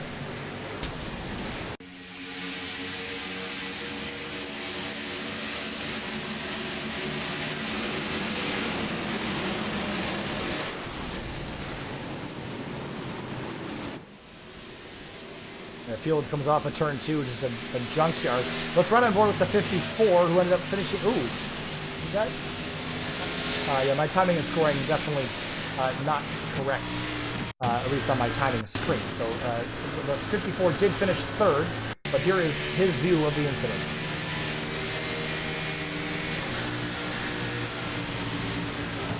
Wow. And that was just perfect how they got through there. Huh. You know, I don't think Miller and Grunberg finished well. I think they got a time penalty because on my screen they finished 16th and 17th, 54 and 56 seconds behind. Let me check the timing and score when we get back here, and we'll see. Wow, we're riding on board the 48. That was a wild ride down off the banking. Okay, let's check in on the race results, and it might have been passing the pace car potentially, Finian. That's what I'm hearing. But yeah, so it looks like the results have been adjusted. Corey Lindsay scored 3rd. The 2 1-sim cars placed all the way down in 16th and 17th. The last cars on the lead lap. Wow. Okay, so results have been adjusted. And a little bit of chaos there at the end of that race for the 1-sim cars. Fitting they had that plan. They made it through the wreck. I'm not sure why they got a penalty, but I guess we'll get an update on that and report back when we know. And we'll talk to the winner and a couple other drivers here shortly. Stay with us. We'll be right back.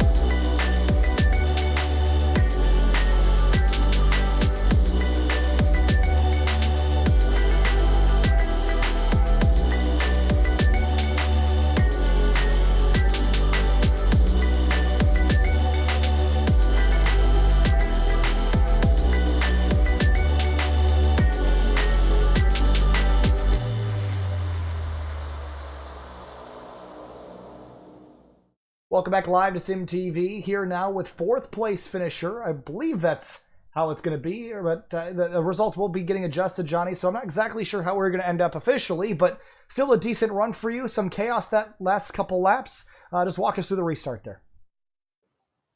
Yeah, I thought if I got a good restart, I feel like I could have done something there, and I did.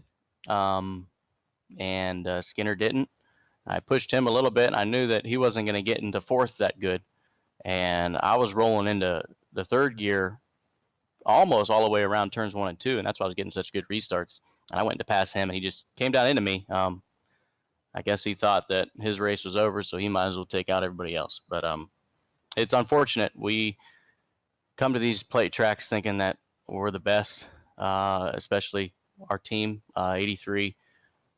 Josh was working really fast with us today, so was Hanshaw. And I thought we had a chance to win it, and if I would have cleared Skinner there, I would have been on the outside lane. And coming to the checkered flag, you want to be on the outside because this track is super bumpy, as you guys all know, on the inside. So getting that run off definitely would have been the outside guy prevailing. But fourth place, second place, whatever it is, I guess it's a good day. But I come to these tracks looking to win. All right, well, Johnny Thomas, well, I don't know where we're going to end up getting scored, but a top 10 result at least. So congratulations on that. And regardless of the finish, still a decent result for you in that 83. Thanks for talking. Yep, take care, guys. Moving on now to James Miller, driving the number 42 car for One Sim Racing. James, the scoring a little bit messed up here. You should be credited with second place at the end of it all, but just walk us through the restart and dodging that wreck because you and teammate Matt Grunberg sliced and diced right through the middle of that. Yeah, that whole caution lap coming up to that restart, Matt and I were just talking about strategy and what we're gonna do there on that restart, and I happened to make the joke, like, watch our whole strategy just go completely away and something drastic happens, and then something drastic happens on the restart, and I don't know. I don't know how we made it through that. It's just proper car position, I guess. I got lucky with that, and I didn't even get that much damage for moving the 48 out of the way. Surprisingly, I thought the engine might have been a little banged up, but yeah, something happened there with the scoring. It didn't click over when we crossed the line, unfortunately, but hopefully it is resolved that we do get second and third still. All right, well, still a great result and great strategy. It got helped a little bit by that wreck there, James, but congratulations on that. You guys came through and should eventually be scored with second and third, so congrats. Thanks for talking. Thank you, guys. I'll talk with third place finisher Matt Gruenberg, driving the number 54 car tonight. And earlier in the evening, we were joking, Matt, that it seems like every race you're hanging out at the back, whether it's a short track, an intermediate, or a super speedway, and you always seem to get through and finish inside the top 5, no matter how the race goes. And with a couple laps ago, I was doubting that strategy, but the whole field wadded up in front of you, and you ended up what should be credited as a top 5 position tonight. Just what happened there? Walk us through your night, your strategy, and the results. Yeah, no idea how we ended up with a third place there at the end, starting in 10th. Me and James kind of had a plan to go on the outside 3 wide if we could make it that far, but everybody wadded up there and won, and no idea how both of us made it through, but we ended up making it through. But yeah, we started out with hanging in the back and narrowly avoided Brent Miller early in the 89. I think was the first caution. I think we should have had a junked car there, but managed to avoid that. And then a few more incidents later with some guys getting loose into 3. It was just super loose going into 3, so I can see why some guys had trouble hanging on to it. But yeah, all in all, we were able to get through the wrecks, and the goal tonight was just to get the top 4 to qualify for the next Noble race. If we won, that would have been great to get the extra $20, but at least we can qualify for I think Myrtle Beach is the next one, so at least we'll have a chance there. And all in all, yeah, great night. I guess we got third, so. All right, well, great night for the 54. That's something we're getting real used to saying quite a bit, Matt. Congratulations on another solid finish and good teamwork there with your teammate at the end. Thanks for talking. We'll see you later. Thank you. All right, we're going to move on now. Last but certainly not least, Chad Frankenfield winning this race, albeit under yellow flag conditions. Chad, I know it wasn't quite the action-packed checkered flag that you probably would have liked to see, but hey, a win is a win is a win. And another one for you this season in that 15 car coming off. I know you had fun with Watkins Glen, as did we, but taking that car to victory lane's got to feel extra sweet. Yeah, absolutely. It was basically everything I tried to do plan-wise worked. It really didn't matter, I don't think, where you were at, whether you're up front or in the back. You were going to get involved in something either way. And I think I was just fortunate enough to be able to get away from some of those incidents and just bring it home with a good finish. It seemed like all night tonight, through all the yellows and all the different strategies, you were always at the front of the field. How do you keep your car up there constantly without even slipping back even a little bit? It seemed like that car was up front, probably within the top 5 for 90% of the race. Yeah, I think it just was a question of understanding how the car was with Daytona 07. It took, it wasn't a normal Daytona race because you really had to work the car and you really had to figure out where to put the car, and really just understanding how to handle each lane. With this package, the cars suck up so well that both lanes basically just stall each other out. So you really got to stay up front, and if you can stay up front, it's hard to get shuffled back. So that was the plan for most of the day. Just do whatever I needed to do on pit road to stay up front. Heading into the chase in a couple races, how big of a confidence boost is this to get your car back in a victory lane and at one of the most important times of the season? It's massive. Obviously now I'm just trying to rack as many playoff points as I possibly can. The playoff tracks are really good tracks for me, so I'm really looking forward to that. And it's really just trying to keep the momentum going until we get into the playoff. On the truck side, it's tough just because the dirt. I'm just not very good on the dirt, so keeping that momentum going has been tough on that end. But on the Cup side, I've been fortunate enough to just keep pounding away here, and just hopefully we can just keep it going. All right, hopefully you can keep going. Thanks, Chad, for talking to us. Congratulations on another victory, and we'll see you next week. Yep, thank you, guys. And speaking of next week, Finian, we head, looks like to, we actually have a week off in between. And it's going to be Indianapolis is the next trip we go to. That'll be Darlington and Myrtle Beach. That's what's coming up in the 3-Wide RaceKings Cup Series. Next week we head to Richmond, though, for the truck side of things. And then the week after, Sonoma Rallycross for the Yinzer Truck Series. So an interesting part of the schedule coming up for both series. Thoughts on tonight as we head into the next round at Indianapolis? Yeah, I think I guess a little caution heavy for these guys tonight. Although it has to be said they did a great job considering the way that the car was driving. Could have been a lot worse, but yeah, I'm sure though a lot of guys are a little bit upset the way this ended on that last green white checkered. But I think guys they'll have at least 1 week to cool off going into the next round. That's going to do it for us tonight. The next action you're going to see is actually not going to be on our channel. It'll be on Winding Road Magazines on Wednesday night. It's going to be the Spec MX-5 Sim Racing Challenge from Road America at 8:30 p.m. Wednesday night on Winding Road's channel. And you'll see us there. And then Thursday, the 4th season consecutively on Sim TV for the Scars Ferrari Challenge, their season opener at Daytona Road on Thursday night, 8:20 p.m. And then on, looks like we are off until Sunday, which will be Richmond for the Yinzer Truck Series. That's the next week of action on Sim TV. Everything beginning to pick up. And actually on Sunday, the MyLaps IndyCar Elite Series is going to be starting up with us. That's going to be a fun one for sure. We'll see you next week, and we'll see you later on Wednesday night for the Spec MX-5 Sim Racing Challenge. Thanks for watching, and have a great night.